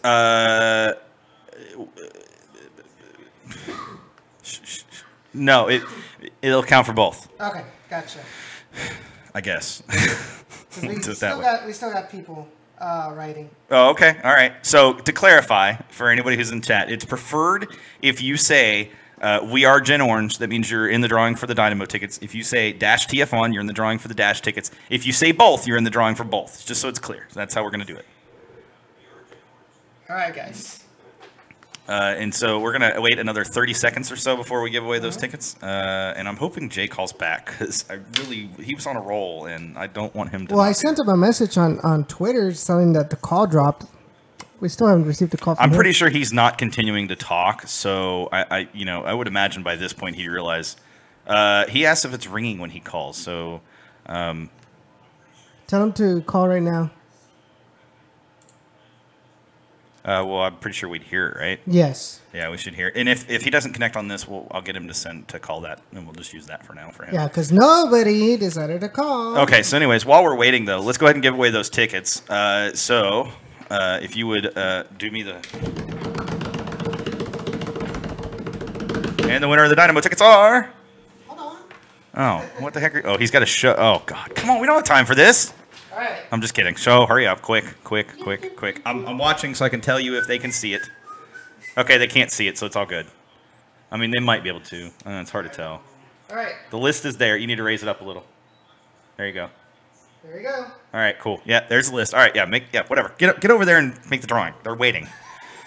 Come on.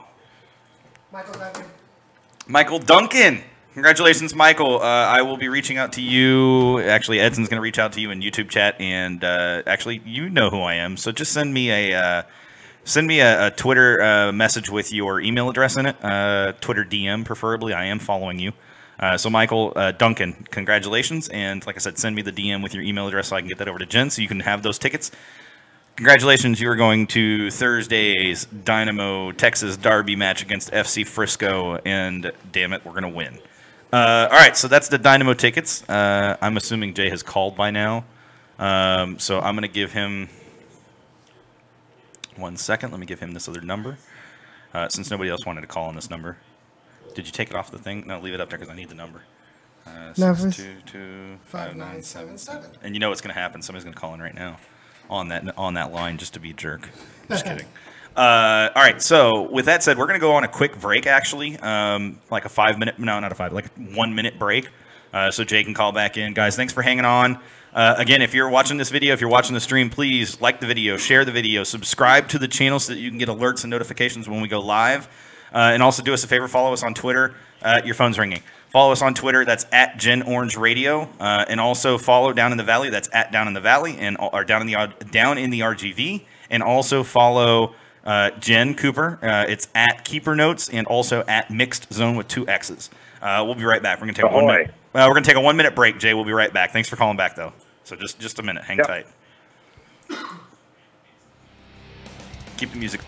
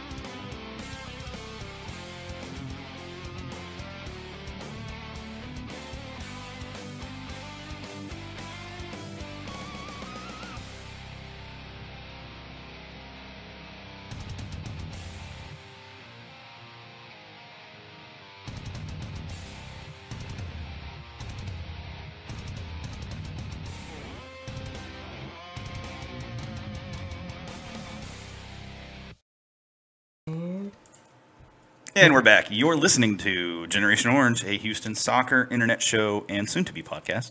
I am Sean Ringrose, your co-host, and Edson Ochoa, and we also the guy have from the Cisco Valley. here. We also have Cisco here, although he doesn't want to come on camera. camera He did come on camera. He waved. He said hi. Cisco's hanging out here live, and then also we have Jay Adelberg, who's on the phone with us. And Jay, while we were on the break, we were talking about Open Cup, and Cisco had this idea, and I was like, man, this idea is phenomenal. How can I leverage this? How can I push this? How can I make this a reality, right? So with the Open Cup final coming up and having a month, there's time to generate some buzz. There's time to generate some hype. There's time for fans to get involved and to make this thing a sellout. I know we're getting, there's still plenty of tickets left. So, it's on the fans to make this thing and make this atmosphere as good as it can be so our team can win and have silverware this season, period. End of story. So Cisco had this idea. Going forward, this is what we're going to do. Starting tonight, right now, although really I'm going to start it on Friday myself. But basically, here's what we're going to do. You guys all, I'm sure at this point, you that have been listening, you that have watched, you've heard of the ALS challenge and similar types of challenges that have been out there where somebody does something and then they challenge 3 people to do the same thing, either on some kind of social media, Instagram, Twitter, Facebook, Periscope, Snapchat, whatever. So we're gonna take that and we're gonna apply it to the Open Cup. So we're calling this the #USOC challenge. What is this? Basically, this is what it is. You buy a ticket, you buy 2 tickets, and then you basically challenge 3 people to buy 1 or 2 tickets as well. And what we're going to do is we're going to try to get all of those USOC challenge participants, to all sit in the same section. And so what we've done is, if you call Jay Adelberg to purchase those tickets, he's going to do his best to get you in the same section with all the Open Cup Challenge participants. And that number to call Jay is, Jay? It is 713-276-7529. And it's important that you mention that you've done and are participating in the USOC challenge. So it started with Twitter, started with Facebook, but again, it's #USOC challenge. I'm going to participate. Cisco's already participated. Edson's going to participate. He doesn't have a choice whether he likes it or not. And we expect as many of our followers, as many of our viewers to participate as well. Here's the thing. We want to talk about, and fans want to talk about, how the team is slumping and it's not good enough. The team is in the freaking Open Cup final. Put your money where your mouth is. Prove that you're a supporter and get out there. Even if you're not going to use the ticket, find somebody to use the ticket, but purchase the freaking ticket so we can sell this thing out, so we can put butts in seats before kickoff, preferably would be great. So that we can have an atmosphere like we did against LA Galaxy when Zlatan was here, so that we can literally send Philly home with their tail between their legs, wishing they had never come to Houston in the Open Cup final, because damn it, we're going to win. All right, Jay, you were going to say something, I just kept rolling. I like that. And as an added incentive, I will speak to my friend Diesel, and I will make sure he fires at least 3 shots from the T-shirt gun into the Open Challenge section. We have it. Early in the game. Dang. And you know what? I guarantee you, if Open Cup Challenge can fill a entire section, the front office will absolutely take notice. That's not something that they just go, oh, that's cool. They'll take notice. So do yourself a favor. Get involved with this. Make it happen. It is going to be worth your while. Put your money where your mouth is. You want to show Brenner that you really do care about this team, that he should spend the money? Let's prove it. Let's show him it's worth it, and let's prove it. Repeat the number again for the fans, Jay. It's 713-276-7529. At some point, I should go and see if that spells anything. Right now, my guess is it's like 713-276 plop. It's not something, that anyone would want to remember. Yeah, absolutely. So before we went to break, we were talking about, I don't even remember at this point. I know you don't, because we were talking about that in the break. We were fired up is what we were. That's the best way to put that, I guess. Hold on, I gotta find my notes here, Jay. Just a second. Thank you for bearing with me. Go ahead, Edson. Yeah. So another question. Oh Jesus! I'm sorry. Continue. Sorry. My bad. That was my fault. Continue. So one of the other questions that we have for you. Yeah, I'm good. I dropped my phone on the mixer board, and it actually pushed the main volume levels all the way to the top. So I had to pull that back down. So we talked right now about that the team is already in the Open Cup final. What other positives can fans cling to the team about the team right now?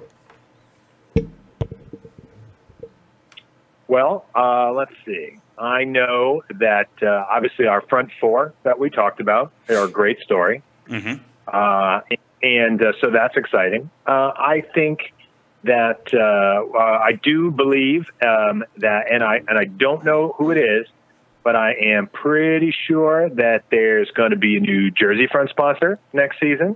I will vouch that I am pretty sure that that's going to be the case as well. I do not have any idea who it is.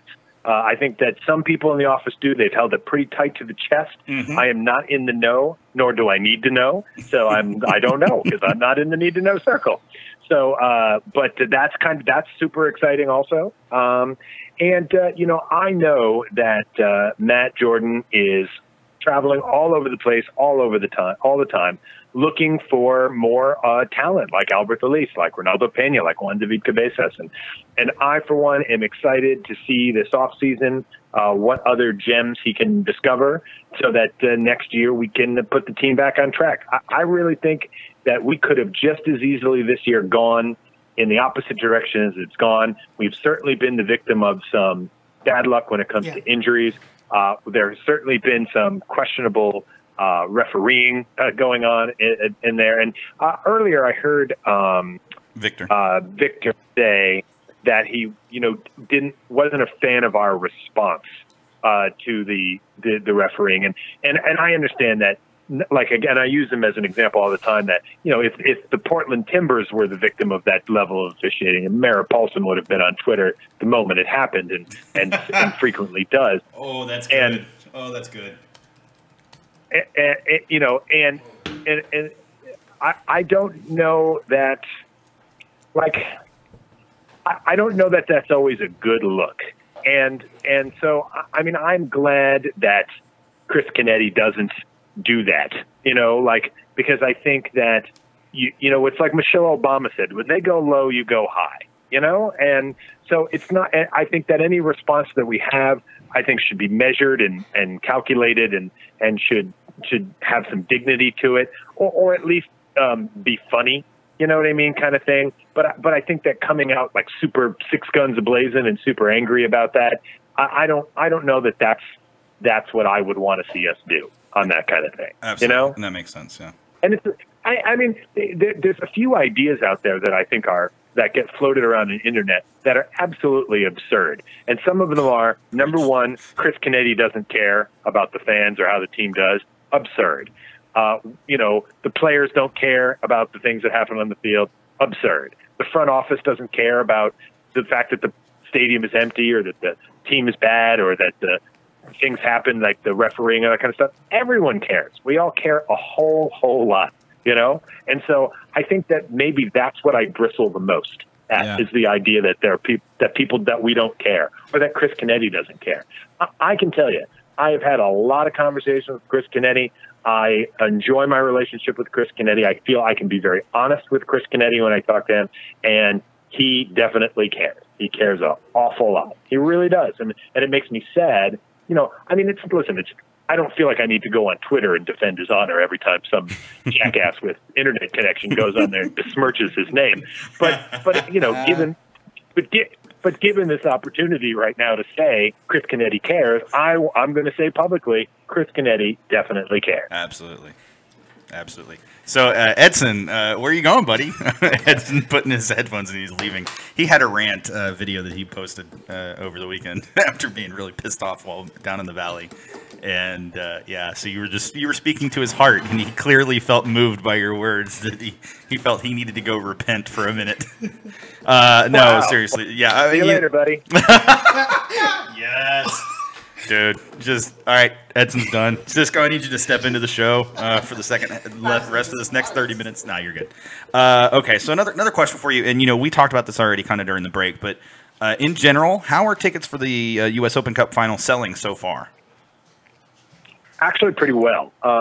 This is a nationally televised game that's going to be, and so it is an important, as the Houston Dynamo play for a championship on national television, that we want that to look good. We want that to look good for the organization. We want to look good for the city. If you live in the city of Houston, you should want it to look good. This is a representation of us and of you. And if the soccer team in your city is playing for a championship trophy, you should want it to look good on television. Yeah, absolutely. And so I think so far that the response has been great. People are excited about it. I mean, look, if I could wave a magic wand, I wouldn't have it on a Wednesday night. But all things considered, I think the response has been awesome, and I think that I think it's going to be rocking and rolling in there with a great crowd, and I'm excited about that. And Jay, just FYI, I'm hoping to have a major announcement regarding the Tuesday night prior to Open Cup final within the next week. I can't reveal details online or on the air at the moment, but trust me when I say it is going to be a major thing. And I'm, as you can plainly tell, I'm putting all my eggs in Open Cup basket. I am pushing as much as I can. I sit here and I rant about supporters and fans that don't go out and prove it. And damn it, I'm going to go out and prove it. So just putting that out there right now. But next question for you. I love it. Go ahead. And I just want to say too, to any of the fans that were there when we beat LAFC in the PKs, to clinch it, think about how you felt. When that happened. Yeah. I was hugging random strangers on the concourse. So were we, actually. Yeah. So, it's like, I want to watch the boys lift the trophy at home. This is the first time this has ever happened in Houston that the Dynamo have played for a trophy at home. And I think it's a wonderful opportunity to really come together as a community and as a city to support the team and see something super meaningful happen. Absolutely. 100% yes. Shut up, Cisco. Get out of here. So final question for you, Jay. And I say final question, but I will probably have one follow-up question to this. But are there any new Dynamo ticket sales promos that we should make our followers aware of going on right now? Well, we certainly, as people know, have this deal for the Derby on Thursday. And so that is if you can scrape a group of 10 people together, I can get you 10 tickets for the princely sum of $90. Wow, that's on the sidelines, no less. So feel free to call that 713-276-PLOP. And I'm sorry, no, it's 713-276-7529. And the password is PLOP. And I will be happy to hook you up with that deal. And so that's coming up, and I think that is the thing that's in the most immediate future. But we also have things like if you want to get a ticket for the rest of the home games this year. So that is, say, Dallas, Portland, San Jose, and Seattle. You call me up and you do that, and I will give you U.S. Open Cup tickets for free. What do you think about that? Wow, that's pretty fantastic. Holy cow. That's actually great. Okay, and I will match it 1 for 1. So if you buy 3 tickets to every remaining game for the rest of the year, I will match it with 3 U.S. Open Cup tickets. Wow. Okay. All right. Well, that's a challenge if there ever was one. So also we have the Open Cup challenge now that we've put out there on the stream, so people are knowing about it. So again, in order to participate in that, hashtag USOC challenge. Make sure you tag at least 3 people in the challenge. Buy yourself a ticket, and preferably one other person is what we're asking you to bring somebody with you. And then call Jay. And Jay already gave out his number 5 times, so I don't think we need to do it again. And so call Jay and make sure you mention USOC challenge so he can get you guys in the same section as everybody else who's participating in the Open Cup challenge. Again, we want to have a section completely sold out that's just Open Cup challenge, because that will speak absolute volumes in a number of different ways. I will also watch the game with those people. I will sit up there and we will. and we will, at every possible opportunity, socialize with one another. Well, I will ask everyone what their names are and introduce them to someone they do not know sitting in that section who I also don't know, just because we're all nice, friendly people who want to get to know one another. That's fantastic. I wish I was up there now because it's not going to be in the same place I'm sitting. That's okay. Fantastic. I don't actually have anything else for Jay. Do you have anything else for Jay, Edson? Or do you feel like you've been put in the doghouse hard enough that you don't even want to come back? No, I'm still here. Oh, I muted you. Sorry, I muted him. Oh, no, man. There was actually, let me find, I don't know if you saw it on Twitter already, Jay, but I don't know if you asked it, but there was Jay Wangers asked, what do you think should be the #1 change in the Houston Dynamo organization that would that would bring the fan base back? The #1 thing? Yes, the #1 change in the Dynamo organization that would bring the fan base back. Win USOC at final. All right, cool. We're done. No, I'm just kidding. Go ahead, Jay. I mean, I think that's a good start.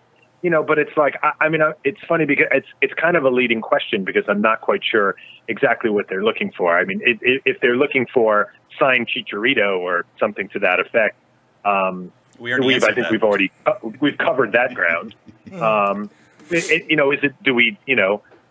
Television commercials, billboards, I'm not sure.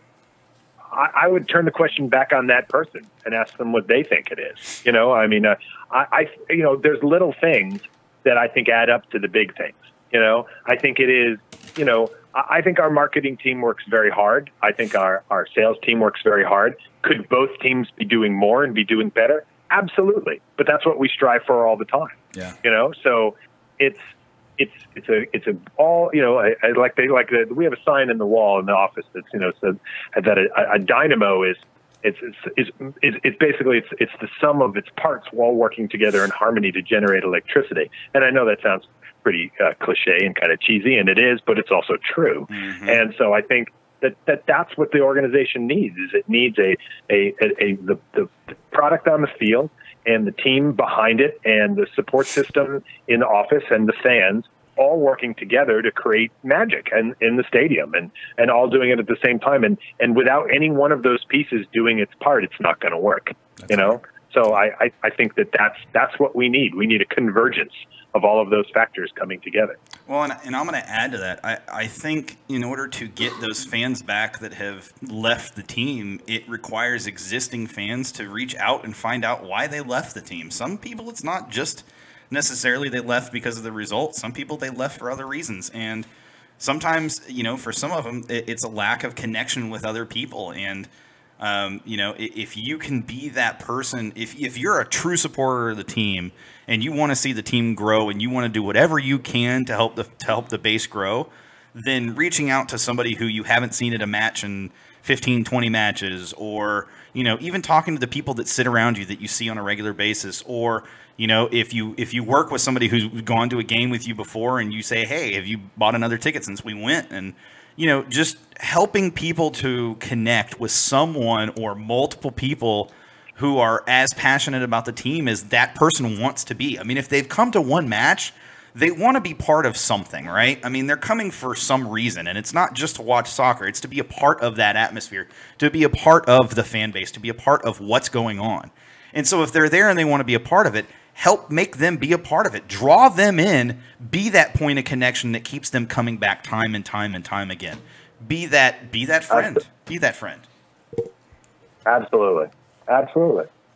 And Sean, before I go, can I make one other small point? Yes. Okay, so the point is that, and I know you're going to ask me this, so I'm just going to answer it for you. The answer is all wrestlers can be judged on 2 10-point scales. The 1 is their in-ring ability, and the 10 is their personality and mic skills and ability to adapt their character and work both heel and face. So the answer to your question is who is the greatest of all time is the Nature Boy Ric Flair. Thank you very much. Oh. Okay, we're going to talk about this offline. There's so much to say. Okay, with that being said, we're going to let Jay go now before I rip him a new one. I'm just kidding. I love Ric Flair. I love Ric Flair. He's fantastic. It is on. No, but seriously, we will talk about this later, probably before the next match, like we were discussing. Anyways, we're gonna let Jay go. We're gonna open up the phone lines. You guys have 20 minutes left of the show. You have no excuse not to call in. So the number to call in is 956-622-5977. The number again is 956-622-5977. And if you're watching online, you have no excuse because the number is on top of my head and it is huge. It's huge. Anyways, Jay, thank you for coming on. We've put your number out there. What's your Twitter handle, real quick, before you go? It's my name. It's Jay Adelberg, JayAdelberg, and my gift game is strong. It's pretty strong. I got to give him credit for that. All right, Jay. Again, thanks for joining us. We appreciate it, and we will talk to you later. Thanks, dudes. So again, you guys have 20 minutes to call in. We're going to take a 2-minute break. 2 minutes is plenty of time for anybody to call in. I know you have hot takes. You guys sat there and spat them out 24/7 for the last 4 days since Saturday. Saturday night was nothing but hot takes on Twitter and Facebook and even in the Discord chat. So look, I know you guys have hot takes, and there are some of you who don't have a hot take, but you have an intelligent take. And I will take those as well. Callow, I am looking at you right now. I'm calling you out. Callow, call in, please. And anybody else who wants to call in. We will take your call. And here's the thing. If we hit 9:30 and we have calls on the phone waiting, we will keep going past 9:30. Again, the 9:30 cutoff is because there is a Dash watch party for the Dash away, Dash home match. No, Dash away match. It's away. The Dash away match at Seattle starts at 9:30 Central. It is over at the Phoenix. And Jen Cooper from Keeper Notes and the Mixed Zone podcast was going to be there. And I guarantee you, anytime she is somewhere, she is giving away prizes, and there will be trivia at halftime because that's what she does. And so if you support soccer, if you support women's soccer, even if you support men's soccer and have no clue why you would support women's soccer, go out. You will forever be changed. With that said, we're going to break. We'll be back in a minute.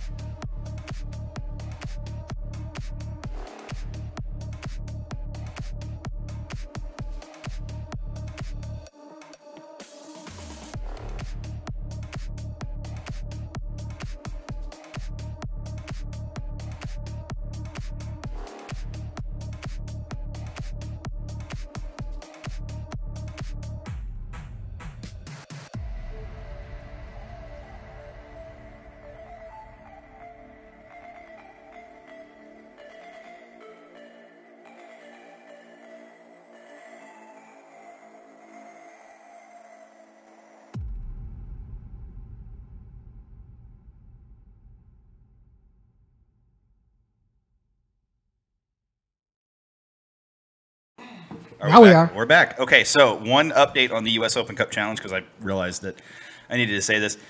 You can, if you are a season ticket holder or you have already purchased tickets, which because the Open Cup Final is not season tickets, you don't get them for free. You've either already bought them or you haven't. But if you've already bought tickets but you still want to participate because you want to show your support and you want to see this thing grow, here's what you do. You donate your tickets. You can donate them through, let Jay know, and I'm sure he'll figure out a way to make it work, but let Jay know that you're donating the tickets that you're buying, and he will give them to people that absolutely deserve to go and want to go. And we'll figure out the details on that over the next week or so we can talk about them. But I guarantee you your tickets are going to go to a good cause for sure. So it is time to give away the Dash tickets. Nobody has called. Which is okay for right now, but if I already said if we get to 9:30, you better believe Sean is going to rant for a minute at least. So you don't need to show it; they already had seen it. They know that the list is there. Hopefully these people are still on that wanted to get the Dash tickets. Hopefully they haven't left. Hopefully they're still around. But we're giving them away. Are you having problems with your headphones over there? That's pretty great.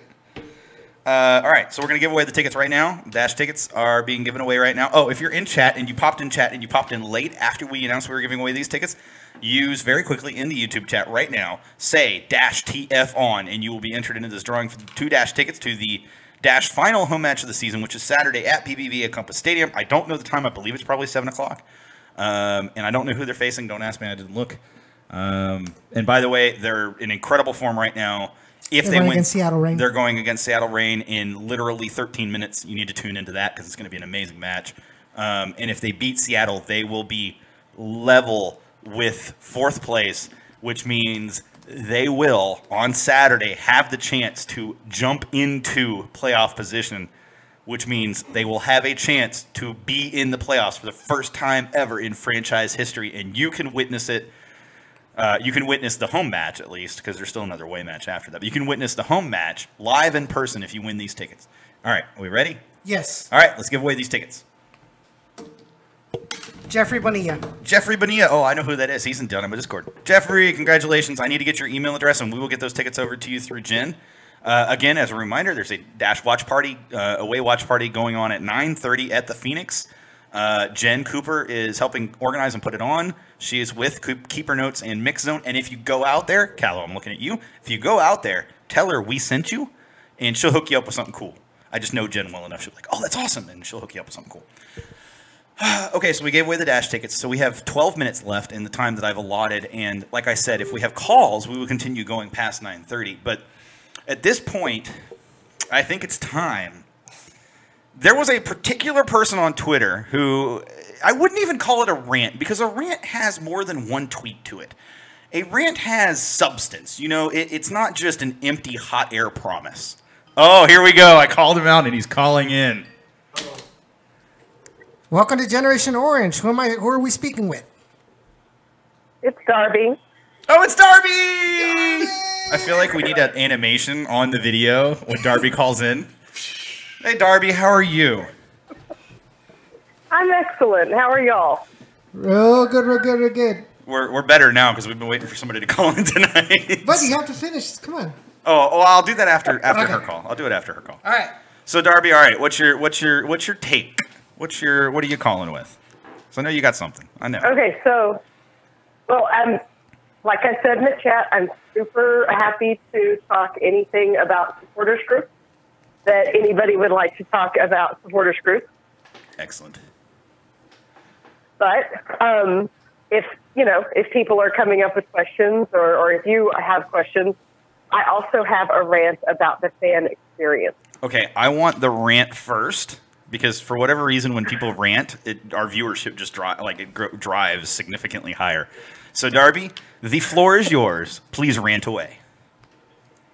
All right. So, there was some talk in the chat earlier about, season ticket holders, and I get it. Like I joked about it too. What do the season ticket holders really get? We get, points that we get to use for throwaway items and things like that. But here is what I have to say about my experience is I have the best time at every game I go to, and I go to most of them. And it's because I get involved past just I spent money here, show me a good time. We talk a lot about going into the stadium early.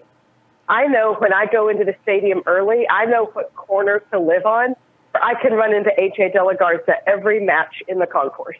And I say hello to him, and I tell him how excited I am to see him and ready to see him back on the pitch. I run into people that give me opportunities to go out on the pitch for, running the flag out onto the pitch, which is actually a really fun, neat experience. Being in the stadium and being a part of the experience that, besides drinking beer out in the parking lot, actually pays off in spades. Yeah.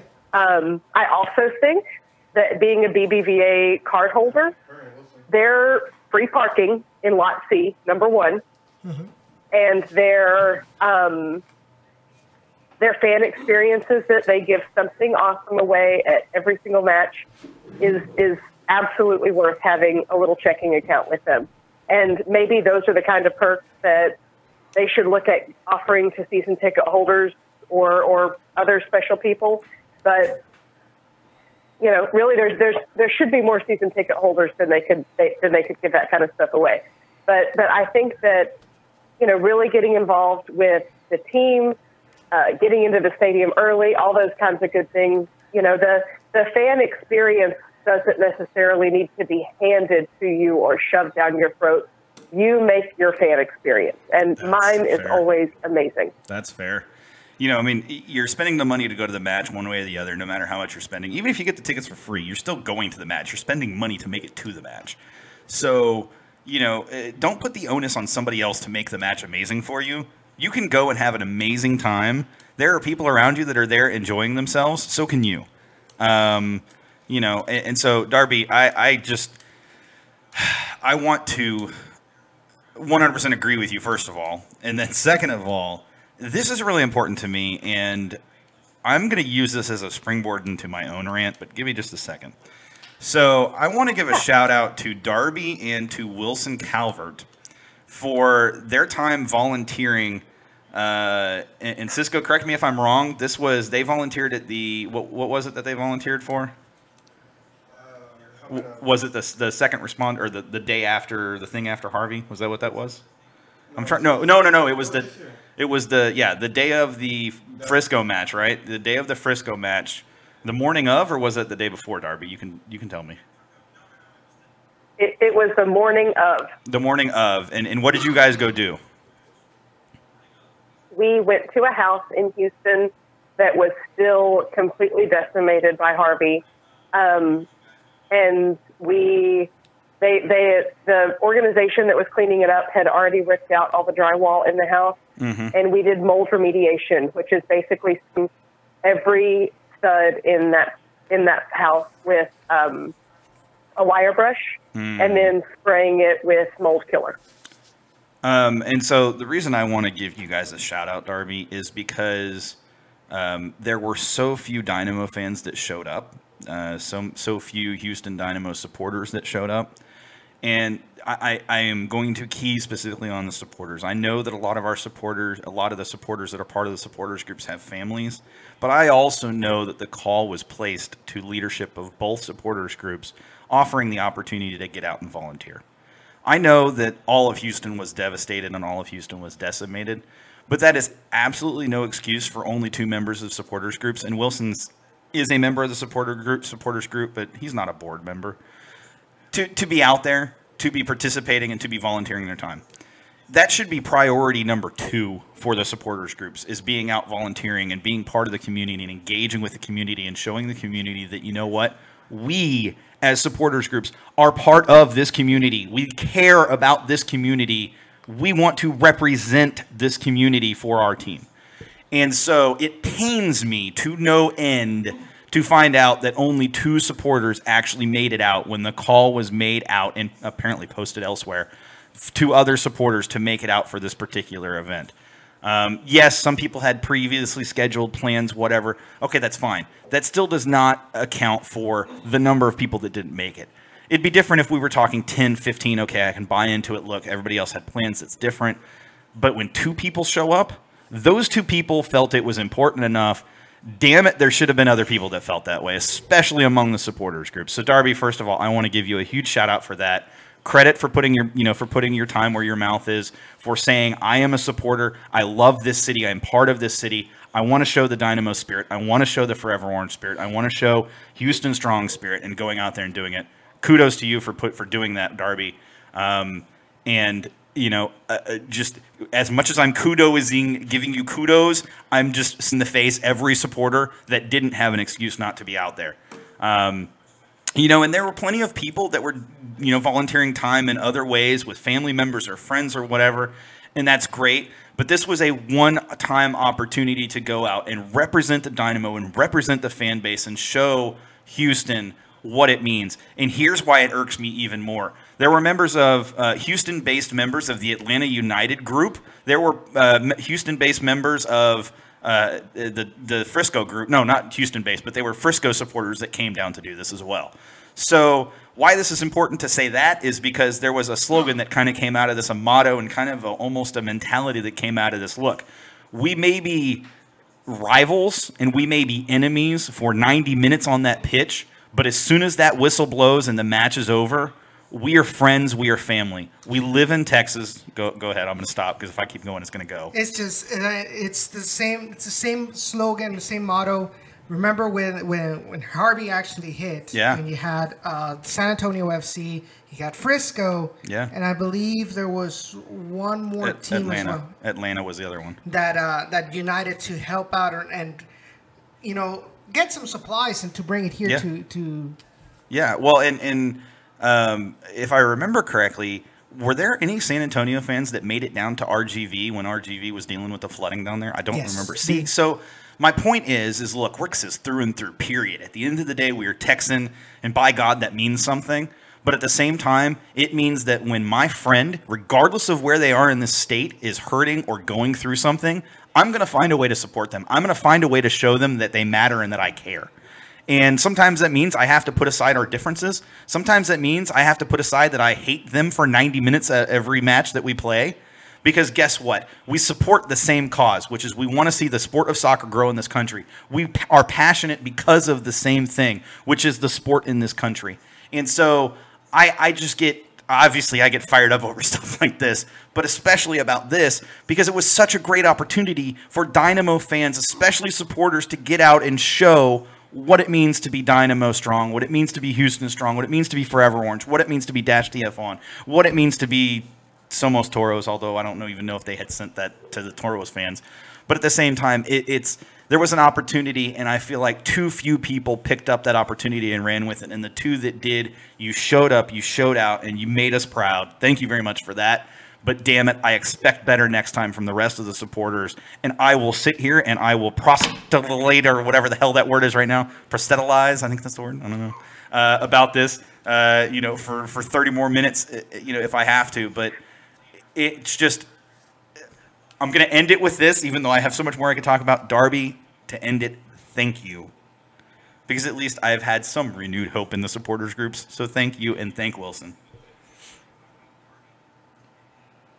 Well, thank you. For sure. And so does that mean that I should let you know for the next big volunteer opportunity that comes along? Yes, you let me know, and I will be there, even if I have to rearrange my schedule.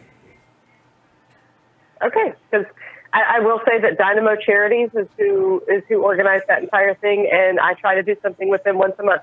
Yeah, and I did, just so you know, I did do 2, 3, 4 years ago, I don't remember exactly how long ago it was, I went out and did the house that Ching built with Habitat for Humanity, and it was incredible. It was a fun opportunity, and there were a couple of families that were there that were also doing it as part of the Dynamo side of things, and they're just such great opportunities, and it's just important to be out in the community and be that representation of the Orange and the Dynamo in general. And, again, may not be able to make every one of them, but I will do my best to make as many of them as I can because I just feel it's so important. And if I'm going to sit here and rant and rave at everybody else, I'm going to put my money where my mouth is. I'm going to put my time where my mouth is, and I'm going to go out and do something about it. So, anything else, Darby? All right. Anything else about supporters groups that you want to talk about, rant about? There's actually a question, and that is if you can mention if there is any special plans by the supporters groups for the Open Cup final. This is a question from the chat.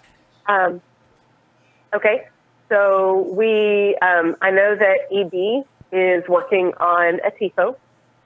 Yes. I don't know a whole lot more about that because that's not my group, but I do know that that is something that they are working on. And I know that we plan to push for 1,000 people in the supporters section for that Open Cup match. That's what the FO has told us that they want, and that is what we are working hard to try to do. Yes. That the U.S. Open Cup Challenge doesn't really help us fill up the supporters section much, but I am literally having conversations with every single person that I come into contact with to try to, do what I can to fill up the supporters section. And, Absolutely. And I think we're hoping to just be big and loud. And to follow up on that answer, because this is another question, what is in the case of Texian Army? What are you all doing in order to meet that goal of 1,000 people in the supporters section and try to get as many TA members as possible? We're just reaching out to our folks. I was going to say, I think you already answered one that of question. the things that Go ahead, keep going, Darby. Sorry, I missed that. No, I was just saying, Okay. I thought you had already answered that question, but okay, keep going. Yeah, so engagement has been low in the TA section, and I'm not saying anything that everybody doesn't already know. Our section has been quiet lately, and so the leadership has been having conversations about what it's going to take to re-engage and to really push for that Open Cup match to be kind of almost like a homecoming atmosphere, okay, everybody's had their own lives for long enough. This is a really big deal. Everybody show up.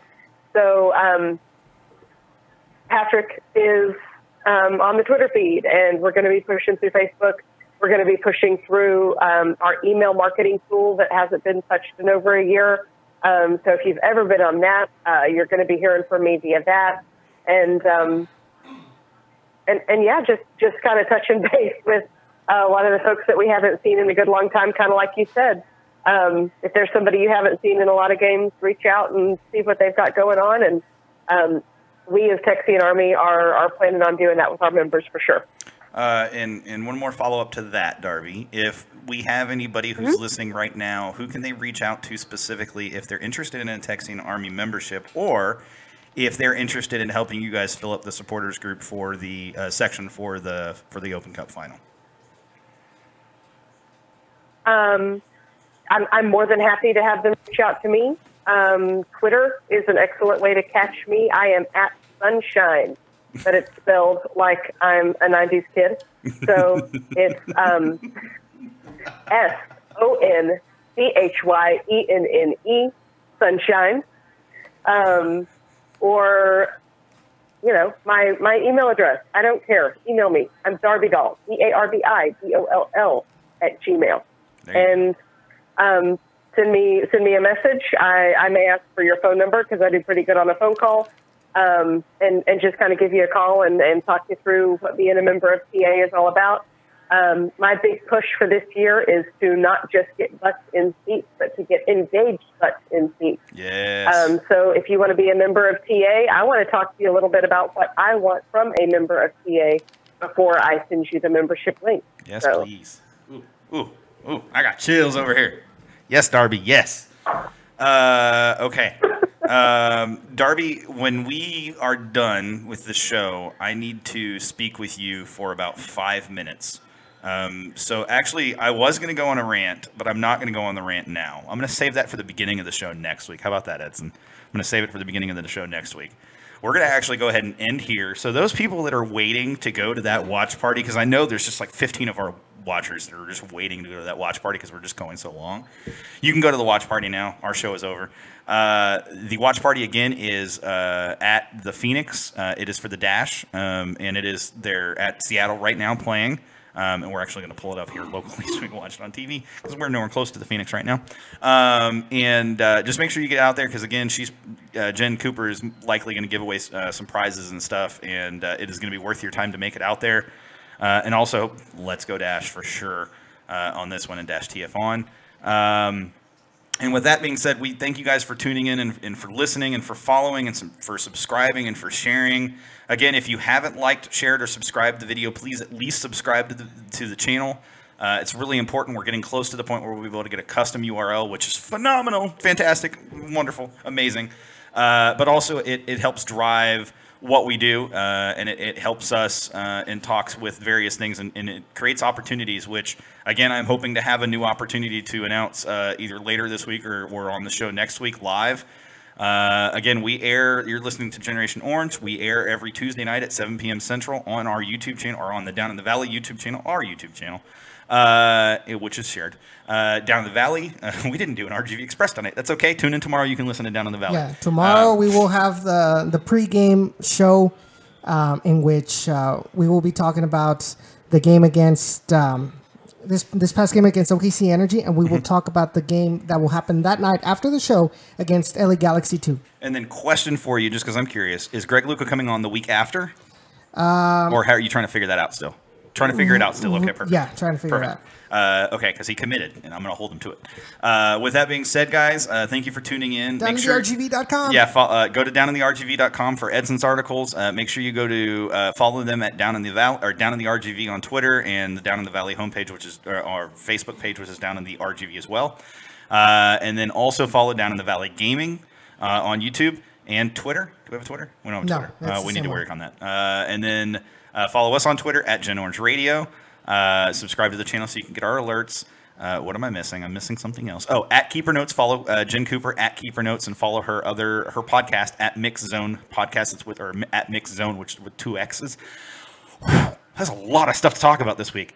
And then also make sure you follow Jay Adelberg at Jay Adelberg, and make sure you follow Victor at Victor Arisa. Both of them have fantastic Twitter accounts, and they're both very active on Twitter.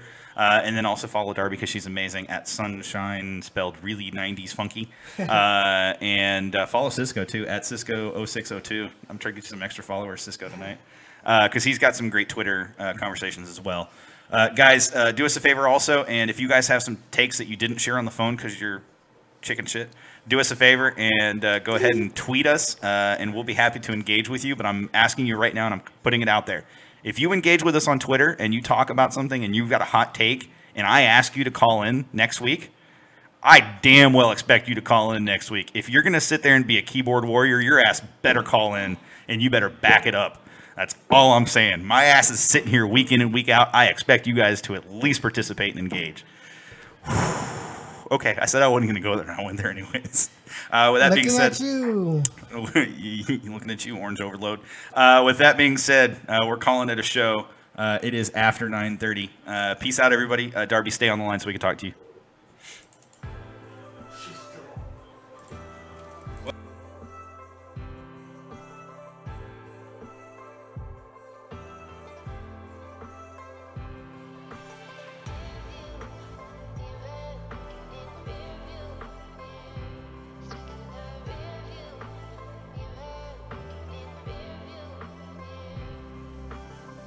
Do you need me the way I miss you? 'Cause I can barely. You're the one I can't deny. I wanna take you,